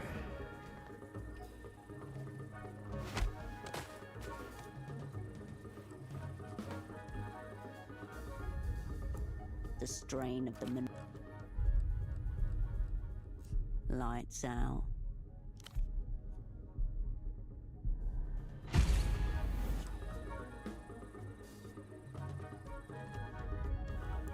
A bright flash for Welcome to the violent canvas that we...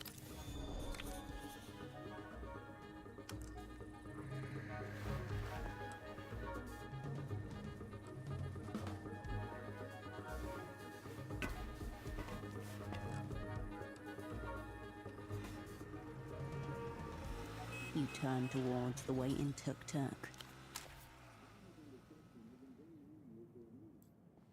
Fucked it. I'm no big-time professional spy, but looks like you fucked it back there. Did. The girl gives you a quick, not exactly kind once-over from behind a dark cigarette and crescent nose. Ouroboros black, Tempo's brand. Don't recall throwing it. I'm just someone who's been waiting on you, Herschel. Cascade, then. Fuck it. Have two names. Tempo said you'd be late, but he also said you'd show. All of it's gone wrong. Someone took Tempo out. The whole way out. Who do you think found the blood? A trembling young hand searches for the bite of the dead boa. It takes 5 attempts. He's dead. Turbo dead. Sorry. Tempo had enemies in every direction. Take your pick. Yeah.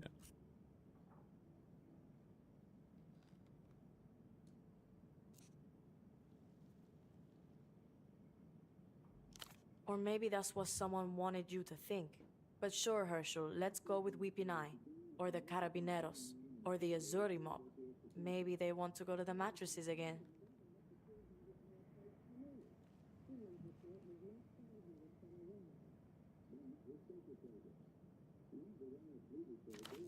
Fuck you care anyway.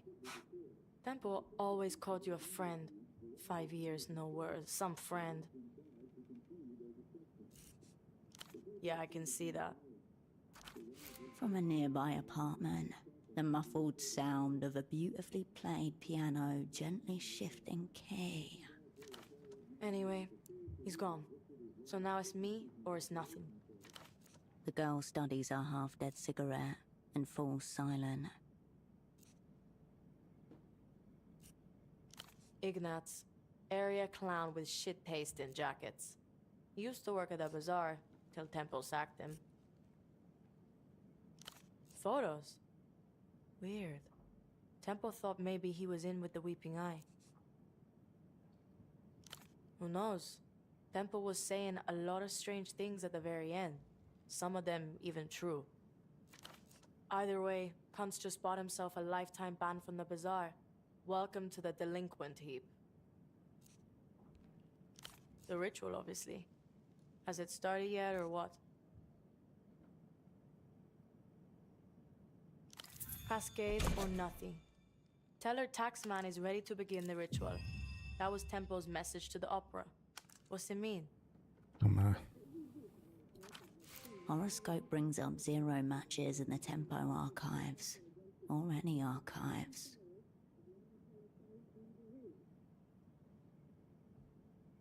I really hoped you would. I thought you were high up in the opera or something. Tempo said you were top floor, brightest spy in the sky.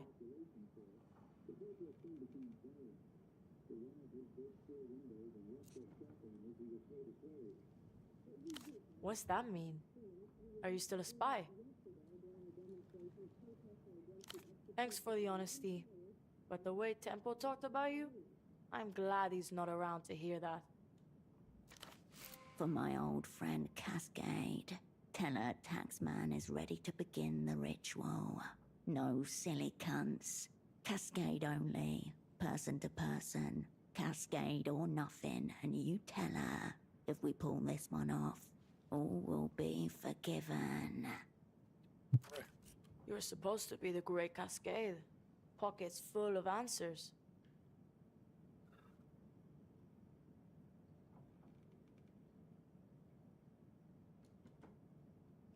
That's not your fault. The girl closes her eyes, then opens them again. Smoke drifts from her nostrils. Quiet, Herschel. I sense the presence of spirits. They want to commune with us. Kid never mentioned she's a medium. Yes, I hear them. They're close. They're whispering. Ritual's completely fucked. It's gone. Unless you can find this old Luthien guy. Before Temple got knuckle flicked off the board, he was setting up a massive deal with some Luthien guy who's like 1,000 years old. Someone way high up. My best guess? This ritual's all tied up in that. Ritual, deal. You could easily hear Tempo exchanging one word for the other. Temple called it a blow for culture in defiance of all known laws. And he said that if he fucked this one, the Weeping Eye would kill us all. He said this numerous times. Seems that prophecy is coming to pass. Temple was first, a blood sacrifice in his own office. Next is me. Then you, probably, if you're still around. You're part of this deal now.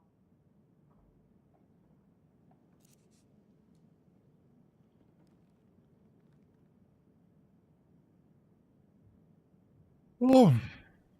Risk you take with friends like Tempo. But this thing, he thought you'd be proud of him. I don't think you were the intended playee here. No need to be a pessimist, Herschel. Realist will do. Secret jail or some shit. Out of reach. This ancient prick disappears a couple of weeks back. Gets snatched. Vanishes. Like that. Said some hyper-incriminating shit into the phone that everyone knows is tapped. Extremely schoolboy error. Tempo's on the other end. Hears him get taken. Black bag job. Now he's locked up in some secret jail, saying who knows what to who knows who.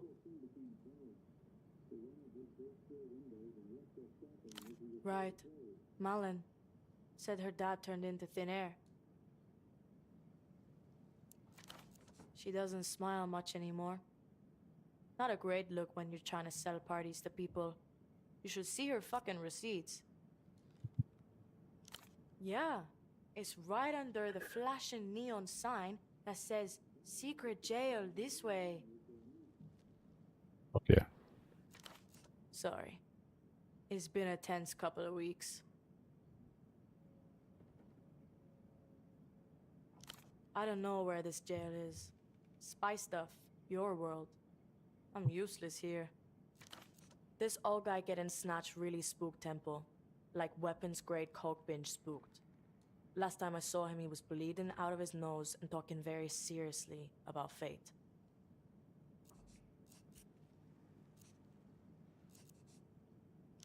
Correct. You've got me in this safe house, and I've got you. Not on coke, but I am spooked to fuck. You need to find this old Lucian guy and either just bust him out or shut him up. If this ancient prick spills on our massive deal, we're all fucked. You, me, and everyone. Here's your best shot at completing the assignment you were never officially given.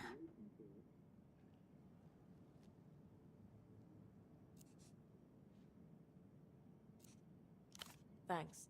And fuck those opera cunts. What do they know? Tempo always called you the best. Take him at his word.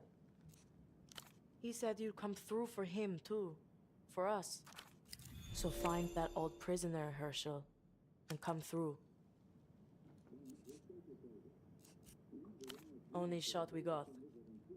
It's you and me, Herschel. One cunt down, two more behind the ghost of him. Her hand reflexively reaches for the cigarette packet jammed into her left bra strap.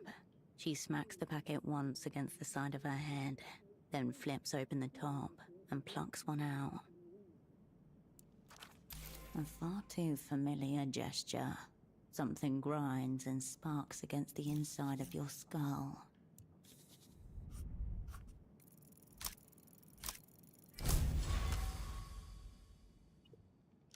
At the aerotram stop with Tempo, fog-stained and matted with rain. The final time that both of you felt certain would not be the final time. He smacked the packet on the side of his head before offering you a smoke.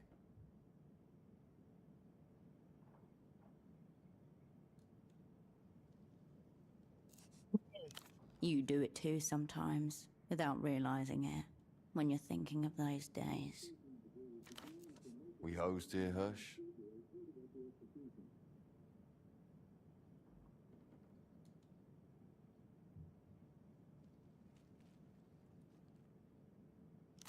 Firm grip needed. These things tend to bite and scratch. Anything from our dream kid? Kindred, unreachable for the last 16 hours. The screech and groan of your aerotram arriving. You should probably get on that. And don't worry about me, I'll be alright. Take care, you dim cunts. Yo, ground control to Herschel. You look like my grandmother during an absence seizure. Oh, yeah. To bed, enjoy the story so far. Indeed, I will, J-Back. Well, hopefully, not far behind you. Hopefully, you've enjoyed what you've seen so far. Continue to enjoy. Santos, what up, dude? Spy adventures. Bitchin' story so far.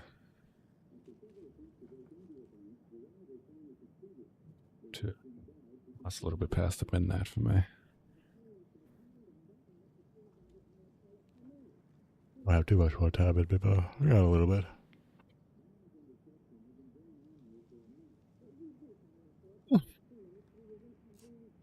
Closer than most, I would say. Yeah. Thank you for noticing. Welcome, mysterious teenage girl. My name's Yana, and I'm the Yeah. fucking man. Fuck yeah, Yana.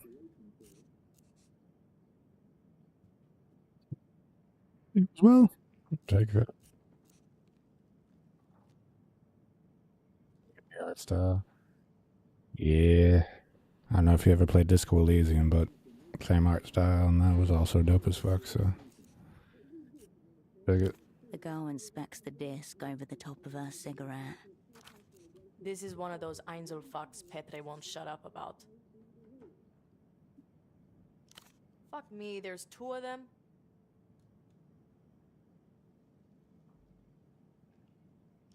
I know she's missing, but that's no state secret.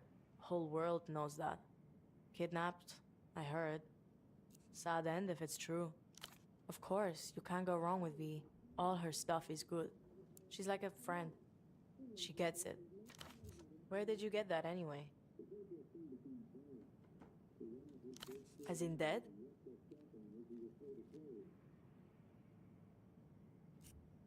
Sorry to hear it. What happened to him? Good question. The worst type of schemery. Sounds like we're 2 down, Cascade. Or Getting tequila cunted sunshine, harder by indeed. the minute. Hope he pulls through.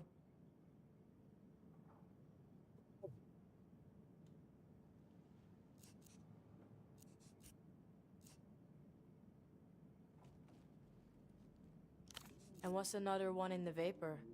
You spies are morgue slab cold. Keep your powder dry, Herschel. I'll talk to you enough. Now I'm gonna take you a shit.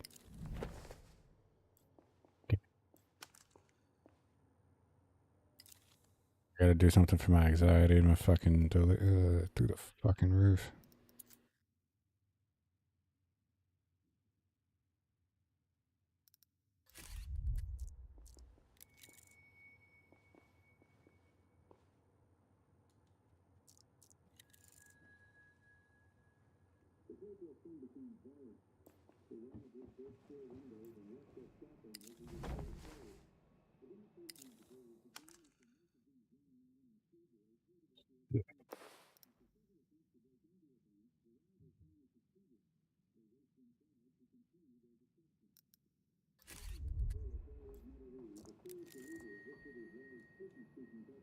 Hiding a crack in the wall.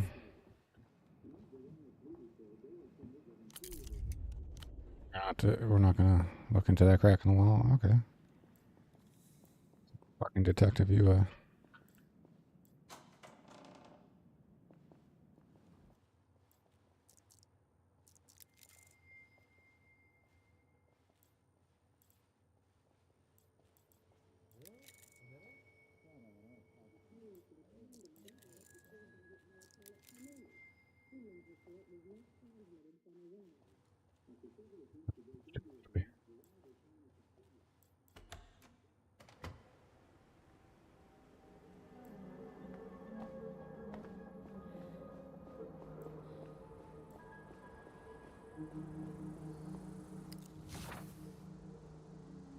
Hey, you. You're new to the scene, aren't you? intense young man. A young man in a long, colourful puffer jacket with an oversized collar stands guard.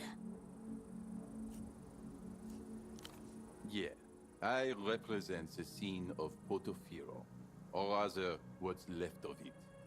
Fresh threads, local histories, and whatever's up and coming. not a lot is up and coming, so. Really? I haven't seen you around. But maybe it's a good sign. Maybe the scene isn't as dead as it seems. My name is Kurt, by the way. Kisok, born and raised. Is he not a bit too old to be speaking in this manner? Likewise. See this jacket I'm wearing? A product of the local scene, custom made by one of the tailors here. Pretty cool, huh? Yeah, dude. Really fucking cool. Highly skilled hands have made this. Thanks. People in the know recognize each other, right?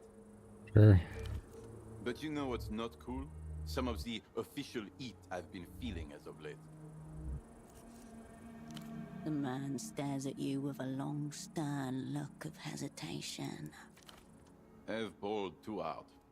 The streets of Portofino have not been ready for such a display of style. And to be honest, I haven't been ready either. Guy's fucking up. He's balling too hard. This is outrageous. This cool jacket? The party alley tailor made it for me, but I never paid for it.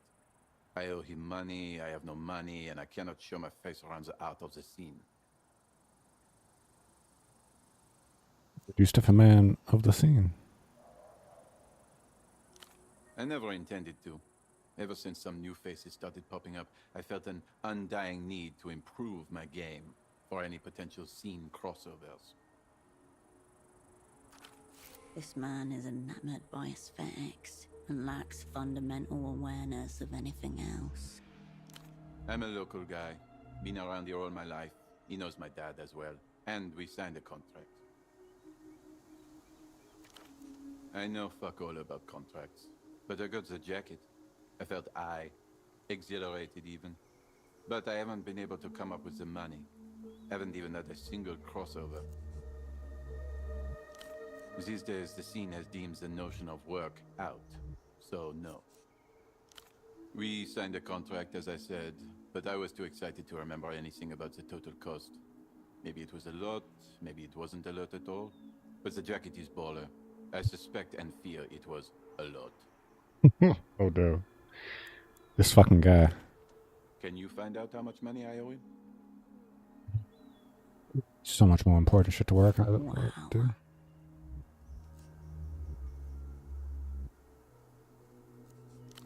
What if it's impossible to pay back? What if other people find out that I am bowling on borrowed time? It would spell disaster for the scene. He's balling on borrowed time. Oh no. Double wow. Ah, fuck it. Thank you so much. Go to the Party Alley Plaza. It's east from here. There's a tailor named Bruce. Maybe you can ask him, like, quietly, diligently on my behalf about the, the price of the jacket. I'll be sure to make it worth your while. See you on the scene. Hilarious. Weed!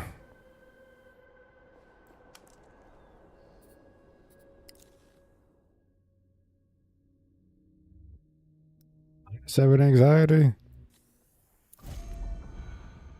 Ah.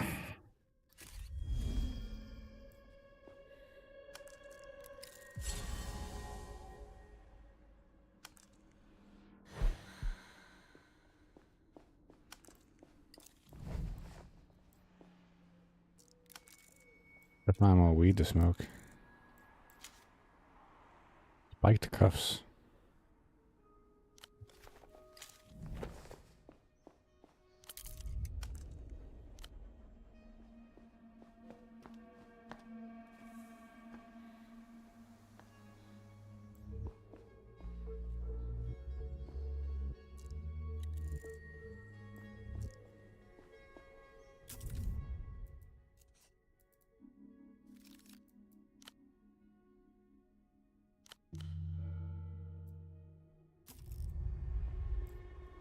The bald man watches on as you approach, his frown deepening with each step. Dressed up like a compromise. His He's- shirt is low enough to expose a tangle of chest hair. Deliberate, wild, oddly indecent. Functionalism rarely finds justice in the arts. A wasted figure is a despicable figure. You're from Mercia, yes? Immigrant parents, then? Your cheekbones, too, very angular. Brows. Ah, my young friend of the avant-garde, the savant of the scene. Has he sent you for another high-end piece of mine? There Quite. seems to be no creditor in this man. There must be a misunderstanding. The jacket's paid for. How weird, right? Let me clarify. The young man doesn't owe me any money. He owes the bank money. He must be confused. Why would a Leviathan hunt down a single minnow? The jacket itself was 500 sol. Underpriced for a masterpiece. But there's accruing interest, service fees, and other economic fashions on the side of the bank. I'm perplexed. Does the young savant not understand how he afforded the jacket? How is that possible? Unless he does not know how money works either. Please tell Kurt not to worry about me. We are settled. But do remind him of his arrangement with the bank. I'd like to keep making pieces for him. Of course you will.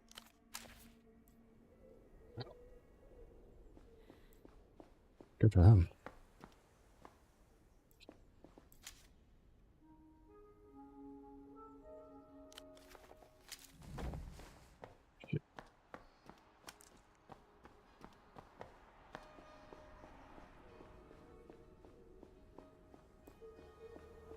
Piece of shit, you're like 100 feet away from the store.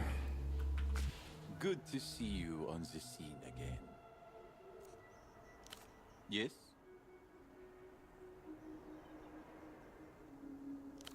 Really?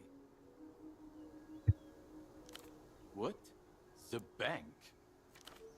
How can it be? This is not what the scene is about. I owe money to Emter? Hey, dude. There exist brick walls with more awareness than him. Explain this money situation to him. Miracle required. Hilarious.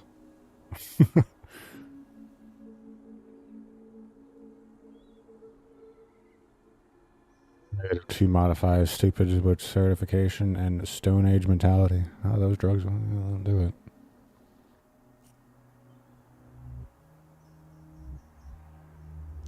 I'm checking out the scene, inhabiting the... He's doing nothing. I can't.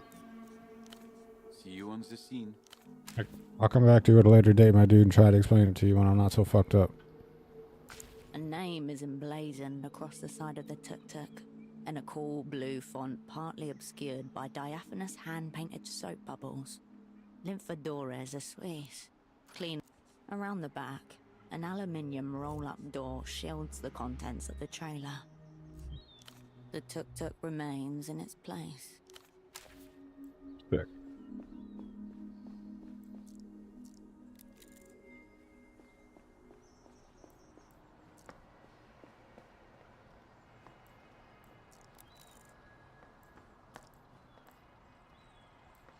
At your approach, 3 heads turn in your direction. Look at their clothes. These people are decked out. Yeah, man. Looking for something. The latest fashions, with labels for brands you don't recognize. They wear their clothes like the very mannequins they were sewn on. Not bootlegs or knockoffs, but the genuine article. The drowning man often pulls his rescuer down with him. Streets blocked. Go another way. Nothing that concerns you. You can ask the GMs. We're not doing anything that isn't permitted. Apartments.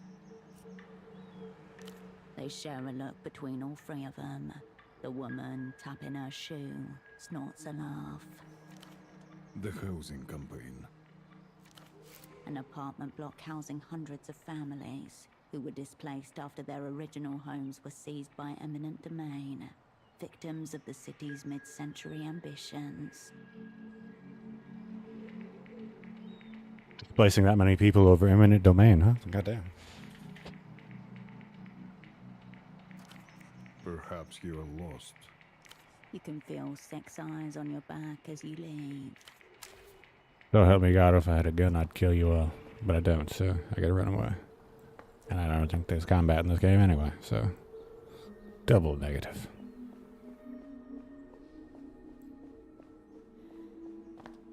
Some might say violence can't solve everything, but I'd say it would solve that situation. Boots. Jockey boots.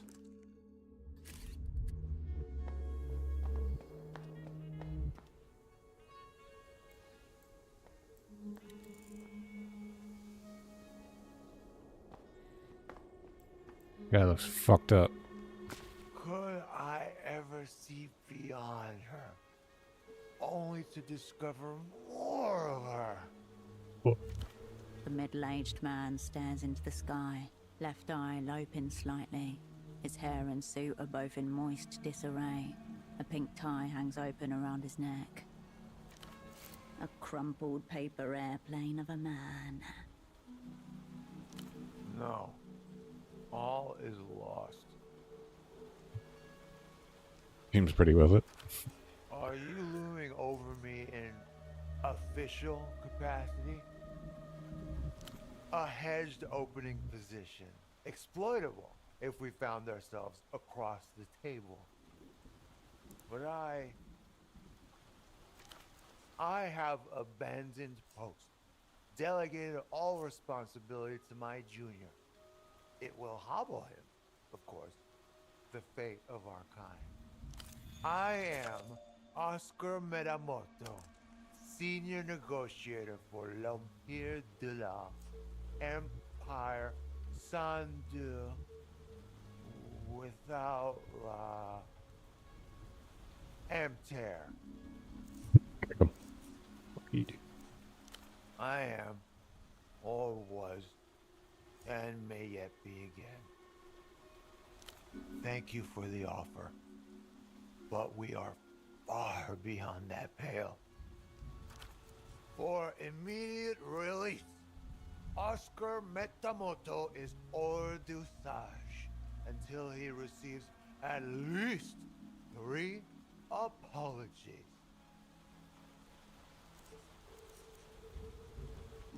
One from my opposite number, one from my superiors for the professional cuckolding, and one from my aforementioned junior for making me superfluous.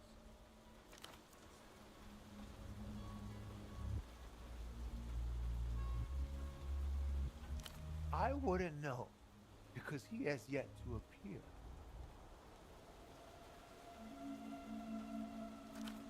Though it may be smashed beneath him, this man was sent here with an assignment. He's Lucian. Definitely not. So it's the Lusians. The bank awaits the techno-fascists. Then why am I so thoroughly cursed?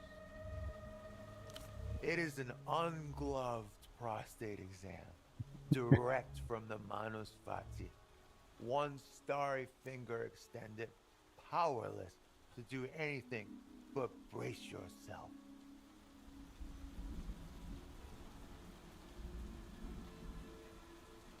I know how it works, but still, on principle, seems my hors d'usage will be much prolonged. Mountainous vision of flesh, a true angel incarnate, terrifying everything. Does clear up nothing. She is my friend, the ambassador's wife, Lolita Calista.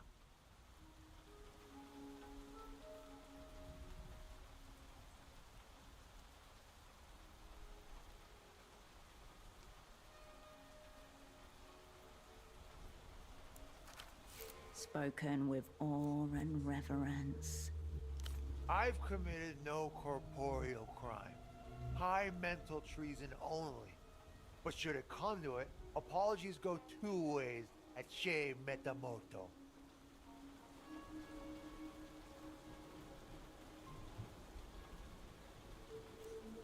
I will prize them from dead hands if necessary. My friend, the ambassador's wife, Lolita Calista. They only... Radiating with grubby intent. My friend is the ambassador. Lolita Calista and I will never be friends. We will be all, or we will be nothing. I love her searingly. Searingly.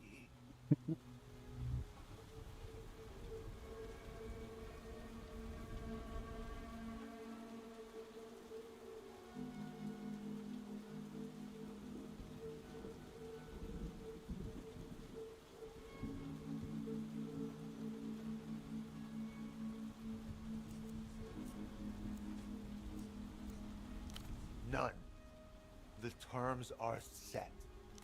No choice in the matter. Heart burgled away. I cannot concur.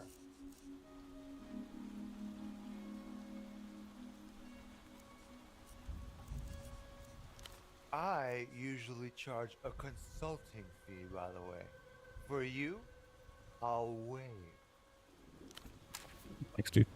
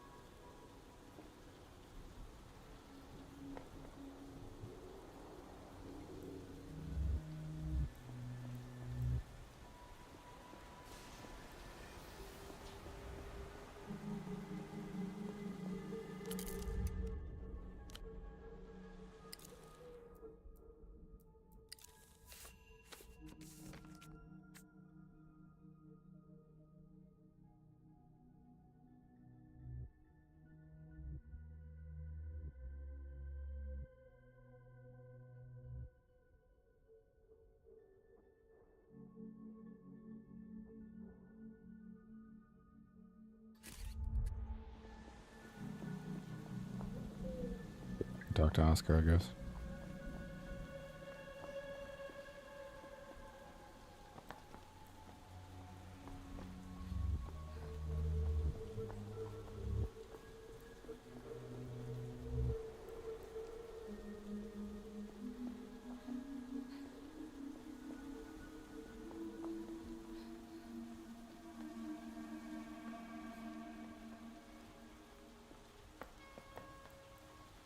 Got some more information from you, son. He offers you a grin he doesn't seem to have a firm hold on. I believe the correct term is unlicensed detention facilitator. Facilitator. That's awesome. Facilitator. Mostly urban myth, overawed folklore. Either way, not my department. His department. Press this. MTER has extremely siloed departments for maximum efficiency and plausible deniability. Major asset at the table. Tell me all your secrets, drunk man. He knows what you're talking about. This secret jail you're hunting must belong to the Empire with no territory. I recall there's one such establishment in this city, yes. Although I know next to nothing about it. I'm Global Solutions. You are looking for human capital. Fuck yeah. Good start. MTER slides their first piece across the board. You, my boy. You're welcome. Oh, I appreciate you. Global Solutions deal in solutions. Goodbye. Dude. Appreciate the info.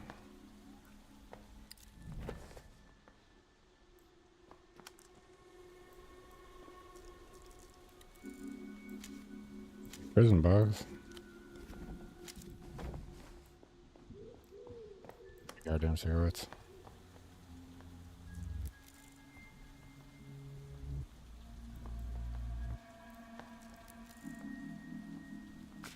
The stall remains as haphazard as ever, its payment bucket near empty.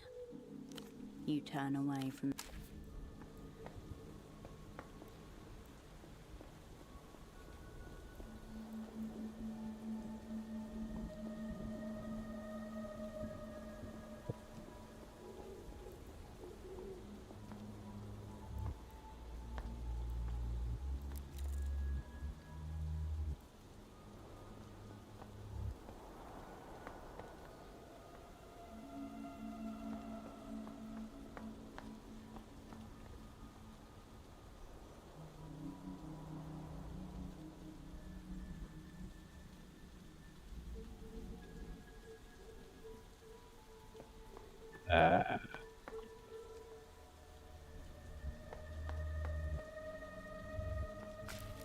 Small white flowers have opened up at the touch of a sunbeam.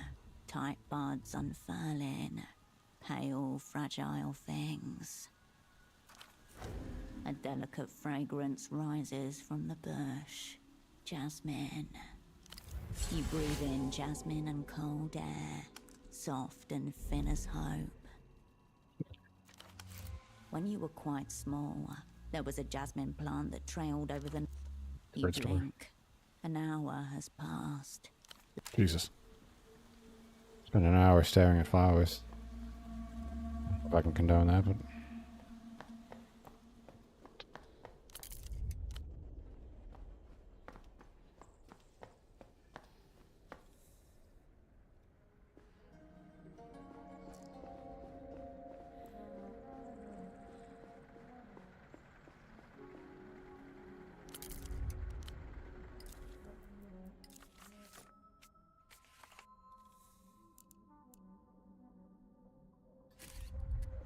Doctor.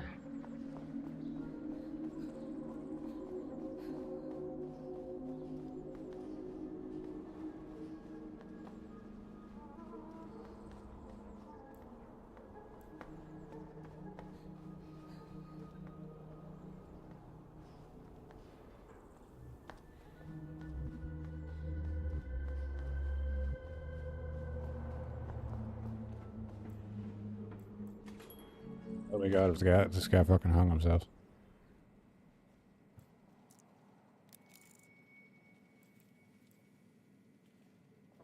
Bored? Not this again. No. I say the same thing to you. What do you want? Not even a little, you know? By God. So there's no hope for him. He's beyond the reach of science. Any man who doesn't rise up, still hard. From my treatment is functionally brain. Another man lost the last. But it's not all bad. As a doctor, I am qualified to tell you. You now have moral carte blanche.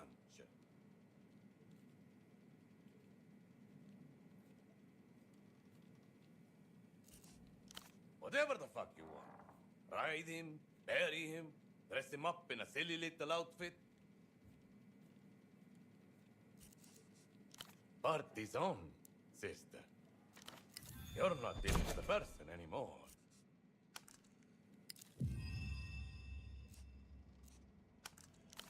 I already told you. If the first dose didn't work on your man, he's a goner. I have just been pondering what effects it might have on the female body. You might die, of course, but such is science. I can't sell my gear to just anyone. You'll need to do something for me first. Prove you're trustworthy. There's a miserable worm, a former colleague of mine, who, apart from stabbing me in the back, stole certain irreplaceable personal effects. Why don't you pay him a visit? See if you can recover my stuff. Yeah? I knew I could count on you. You have that withered skin look. Bring it over and we'll party. All the drugs you could want. Pharmaceutical bonanza. 2 words. Lab grade. Real? Listen, sister. I've been a doctor since I was 12 years old. And I'll be a doctor until the day they extract the hypertrophied liver from my bloated, tumescent, sexy carcass. It was not the board that made me a doctor, and they cannot unmake me one, no matter how many degrees they annul. They can take away my license, plaque, patience, numerous degrees. They've even been surprisingly effective at getting me in trouble with the law.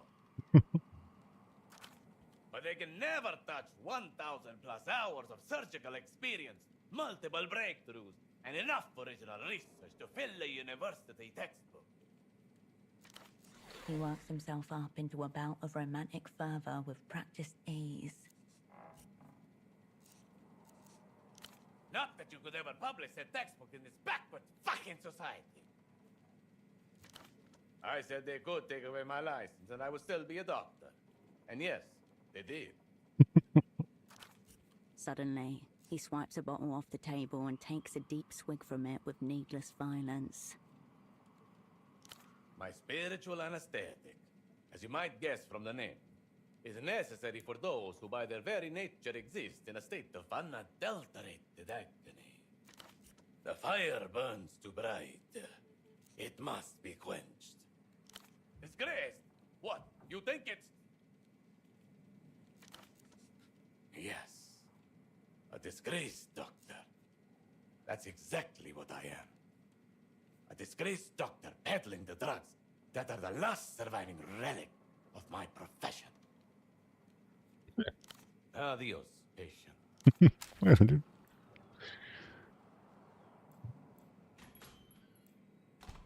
His boner medication did not work on my dead friend.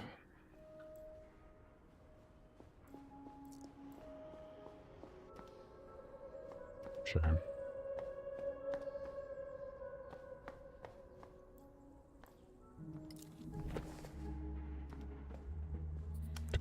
The lights.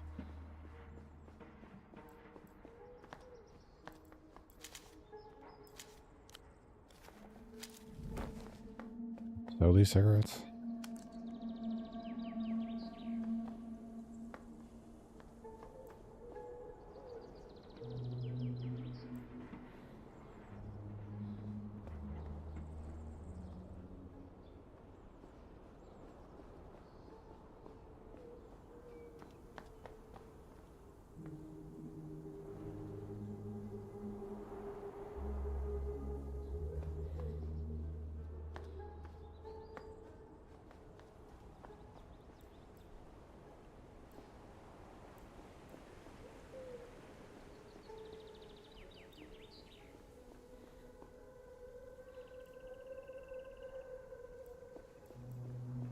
Okay. But now. You find yourself before the strange tree once more. You leave the mysterious tree to its business. I don't have what it takes to figure this tree out yet.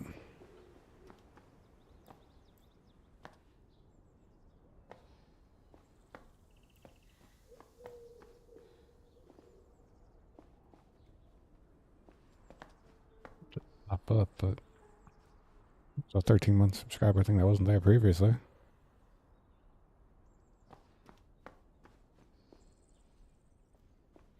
Here.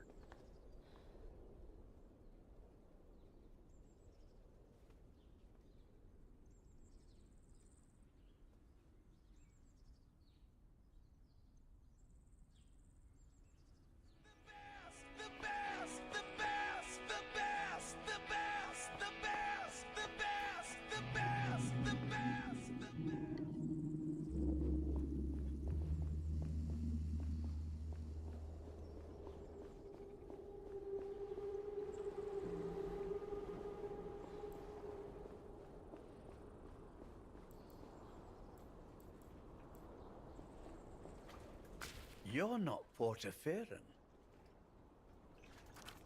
As he addresses you, the gazes of his two table mates veer towards you, like cataractic headlights. Foreigners always have the best stories, much more interesting than the local fauna. And you're a long way from Marcia. What happened, Sugar Tits? You get lost? Or are you just looking for company? Kill this lecherous geriatric.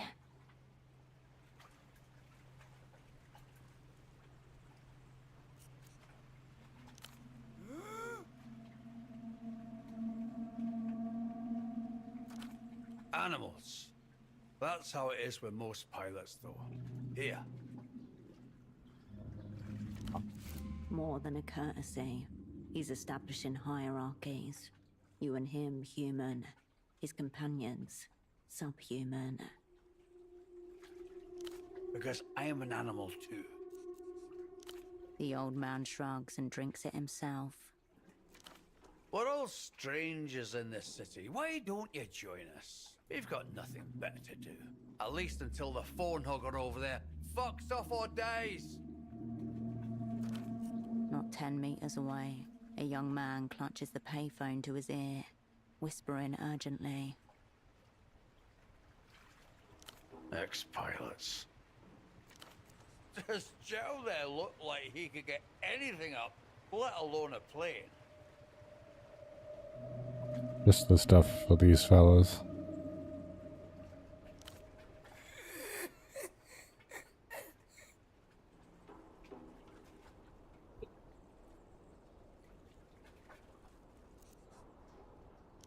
Loud Joe.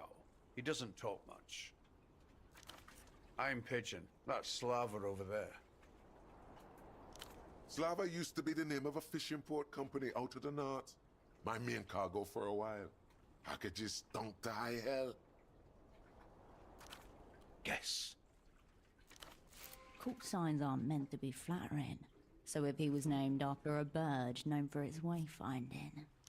Allegedly. Also bad with directions. Man's got no compass. Him couldn't make it to the payphone without using radar. Joke's on you all anyway. I never minded Pigeons. Tough little fuckers. Please, Sugar. We can't deal with any more competition. The money man has us down to quickies. Will you look at that?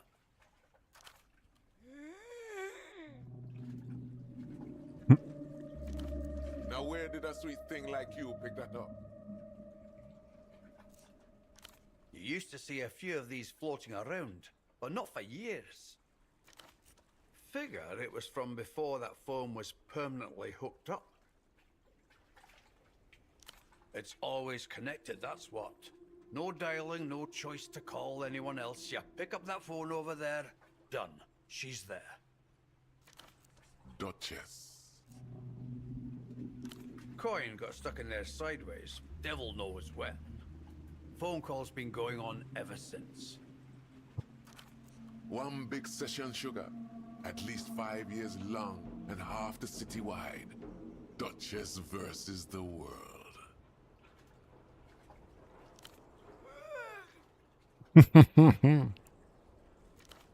Not too many people around here will be happy about that, I imagine. What I can tell you is this. When the rest of the Renotel payphones went wireless, that one stayed the same. Take from that what you will. Why does everything have to be about money these days? Oh, Slava would just love that, wouldn't you? Better than most humans I know.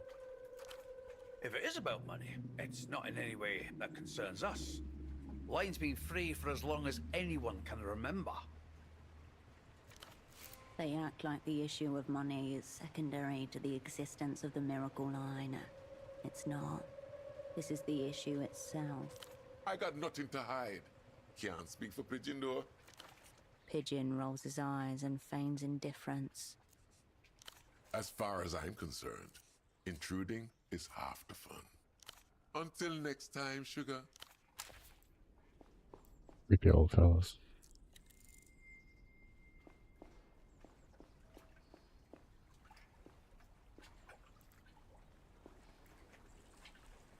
Unwise to your presence, a lanky young man presses the handset against his flushed cheek. It practically clings to it, like a shipwrecked survivor holding onto a piece of driftwood. I don't know how much time we have. You have to help me fill it in. Whatever the person on the other end of the line has to say to that, it makes the man's eyes squeeze shut and his mouth slacken in a guttural groan. The line appears to be occupied. I can't possibly perform under these conditions. You have to make me.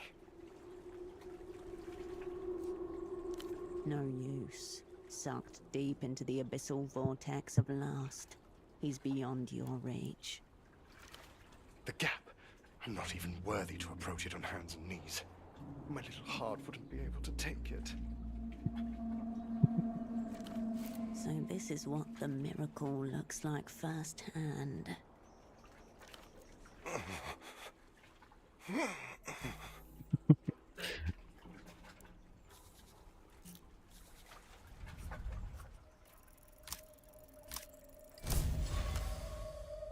I can assess. Perversion. Developed wild variety. But what sort? Please. I need to feel like my position's in jeopardy. Consider her soul, his body, or his suit.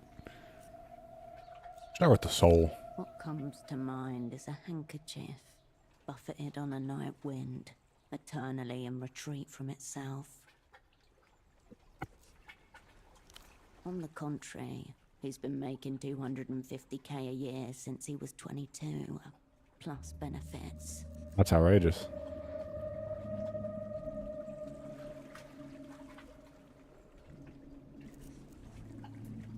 Lanky, malnourished, his physical form is an object of abuse and neglect in equal measure. That's relatable. His lungs and liver foremost. You can tell by his one colour. Wall de collage. Super 130. Looks more expensive than it feels.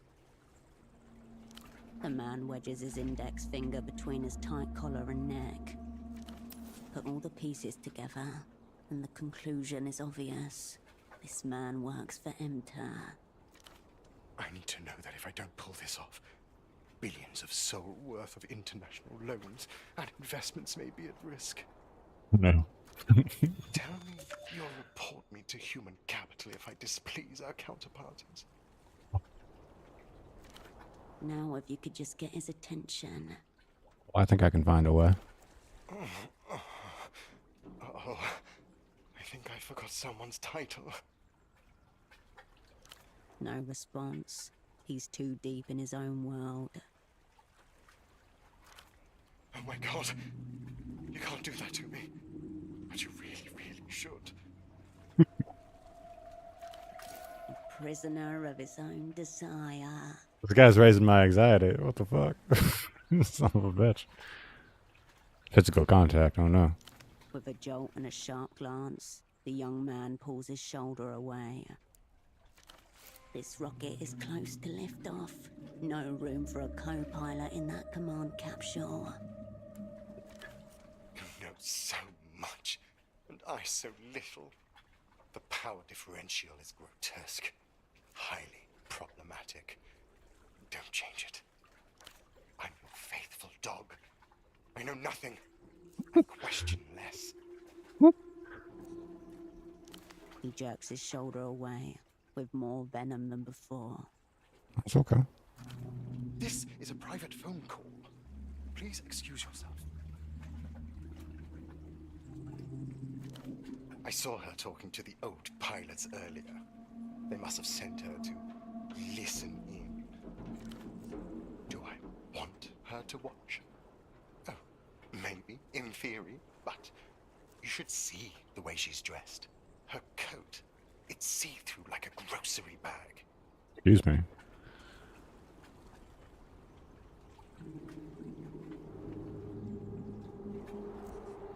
He whirls around, eyes ablaze with indignation.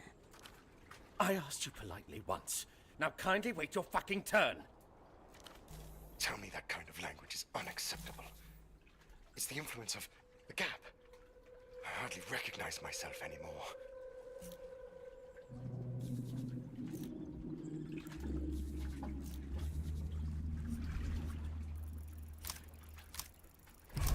Heard him. That was rude. More, harder, again. I'm under assault! This is it. Tell them it was in the line of duty. All I did was shove him. No way. That's crazy. That's insane. Fucking guy. Questions? You violate my space and think I have time for questions? My job concerns the fates of nations. This is not a drill.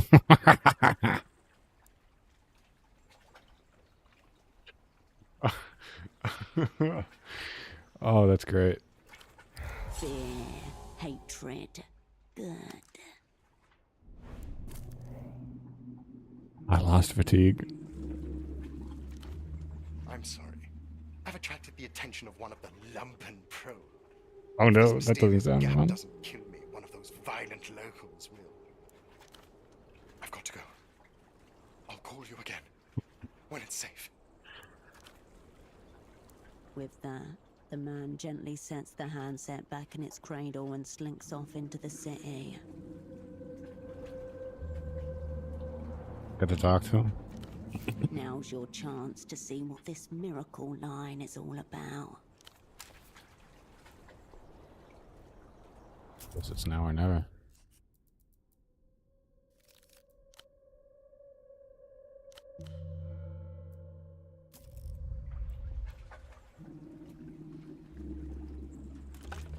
You return to the lone payphone. You can talk privately, as long as you keep your voice down. The box is scrubbed of the usual flyers and graffiti, leaving streaks of adhesive and permanent marker behind. The coin slot has been aggressively papered over. Cracked receiver and yellowed plastic. At least a decade, you assume. A faded sticker draws your attention. An advertisement for a local ferry schedule. The year, 82. Stretched too many times. Coils slacken near the base, but someone's wound a rubber band to keep them tight. Something catches your eye. Beneath the grime, the metal surface ripples like something's trapped underneath. The grime yields in oily streaks. Slowly, a shape emerges, rounded and friendly. A dolphin, embossed into the chassis. The engraving's shallow, eroded by years of neglect but legible. 1F7G35-94X12. A serial number. Only one way to find out. Head to Party Alley. With luck, it'll pull down the line signature. You relax your posture and take a step back. You lift the receiver to your ear. No dial tone, only a crackling silence. Now there's a voice I've never heard before. Hello, darling. I like how you sound. A soft, excited laughter folds into each word, like sugar melting into warm cream. Lovers call me Duchess, but you could think of me as the miracle. I'm glad you called. I feel like I've been waiting for you. A sock importer? Is he a friend of yours? An enemy? Do you want to hear about him fucking me? Do you want to hear about how he kept his socks on the whole time?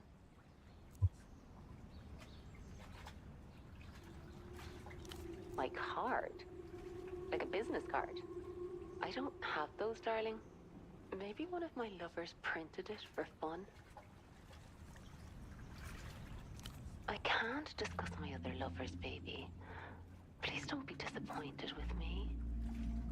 I told you, I'm Duchess. You don't think I'm real, darling? I'm right here, ready for you to do whatever you want with me. Now let's fall in love.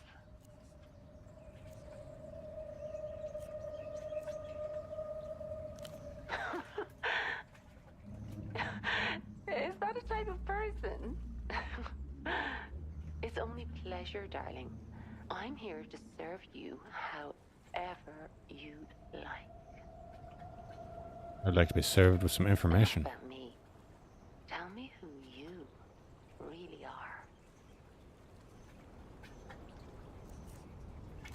My thinker, my thoughtful lover. Run your hands over me. Explore every contour. Find every secret of my body. I'll just be your guide. I have to be away sometimes, but I'll try to make it less frequent. Now I know it might be you on the other side.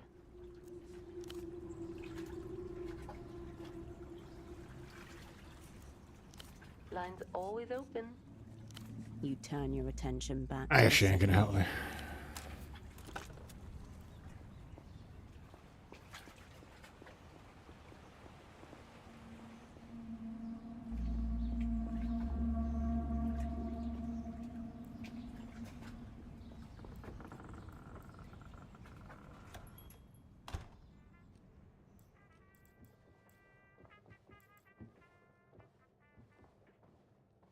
Welcome to the clinic. My name is Dr. Hugo. How can I help you?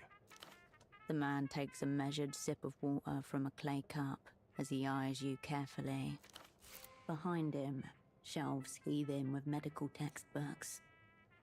I'd hardly call Gonzalo up here. I hope he was on his best behavior. There's no telling what Gonza's behavioral baseline is. Are you sure? Gonzalo is a theatrical man. I'm just glad you don't seem to need medical attention in response to his medical attention. Just please don't let him operate on you. He's had to fix his former colleague's mess more than once. Very wise of you. We did, yes. But that was a long time ago. I'd rather not get into it, if you don't mind. Of course. What can I help you with? Catatonia is an incredibly general symptom. It could be caused by anything from overdose to meningitis to a stroke. I'd need to see the patient to venture a guess.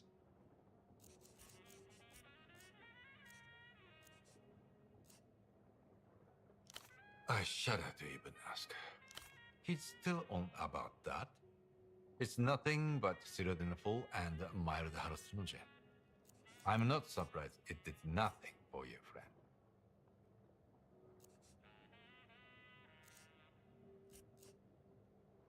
I said he was the only doctor I know who would be willing to diagnose a patient sight unseen. I didn't say he'd be able to cure anything. No, it would all be guesswork, which is unwise, medically or ethically. He angles his head slightly as he looks at you impassively. I'd advise against it. But regrettably, I can't think of a doctor I trust who'd diagnose someone in absentia. I hope you'll find a way to make sure this patient gets the care they need. Then why are you here? And not at the hospital? I suppose audio could trigger some sort of neurological event, but they are exceedingly rare. More than likely, it's a coincidence. He may have sat down, put on his headphones, and then had a massive cardiac event. Substance use is also rampant in musical subcultures, I've been told. That's the second time he's brought up drugs.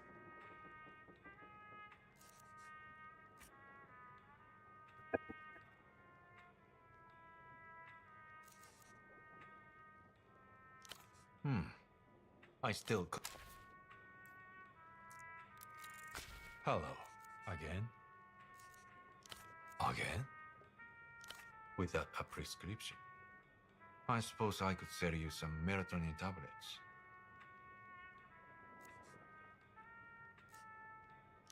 Yes. The sunset isn't a great fall. The heavy floorboards are spotted with motor oil and Yes, well, I'm happy you feel that way. the floorboards groan. The hole scrapes the sun. Of course. Tell Gonzalo he can forget about this plaything. I was clear last time he called. Only a fool would expect Gonza to be normal about anything. He didn't tell you what these effects are, did he? Typical. Technically, it is a medical training dummy. He had it custom made. What need does he have for it anyway? He shouldn't even be practicing anymore. That is not Gonza's. That's a legitimate medical training device. I keep Gonza's monstrosity well out of sight of my patients. Whatever pathology is at play, I want no part of it. That does sound like Gonzalo. I store it upstairs in the spare room, so I don't have to look at it. I'm afraid not. The area is private. I've considered it. The sort of disposal feels worse somehow. No, not a chance.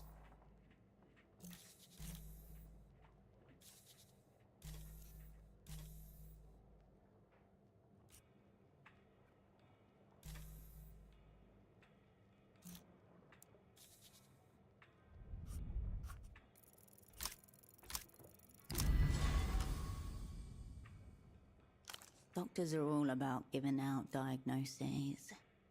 I can assure you, I am totally healthy. Denial, a sure sign that something is wrong. You've got to dig deeper.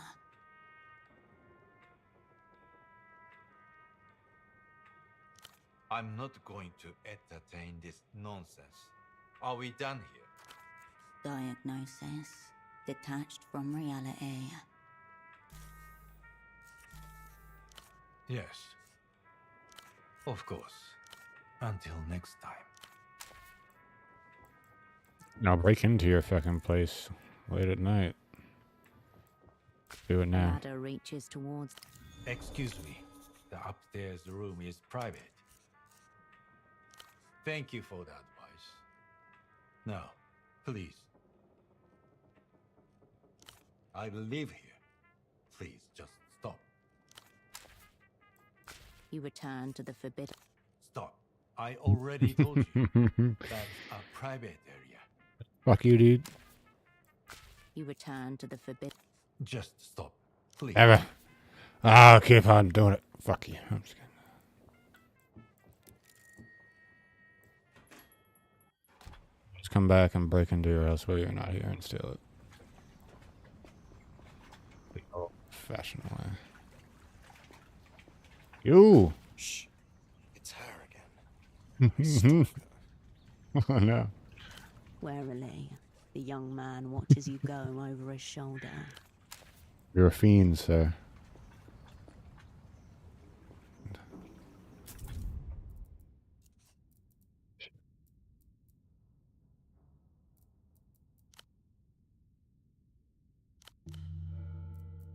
I'll quit for tonight. Past 1 a.m. A little bit tired. Probably get some rest.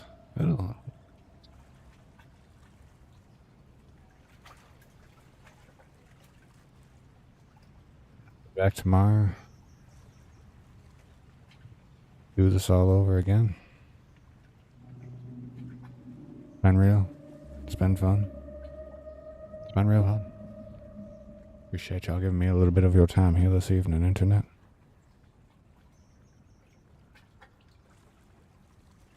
Till tomorrow.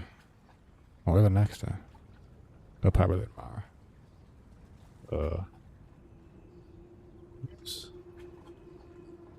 A good day to you, sir. I said good day. And a damn fine day for you as well, Xantos. Appreciate you. That sub. And I appreciate you. Oh, stopping by. KFC was trying to sneak up on me. Sorry. Not tonight. Not today. Have yourself a quality rest of your evening, my man. Till next time. Bye.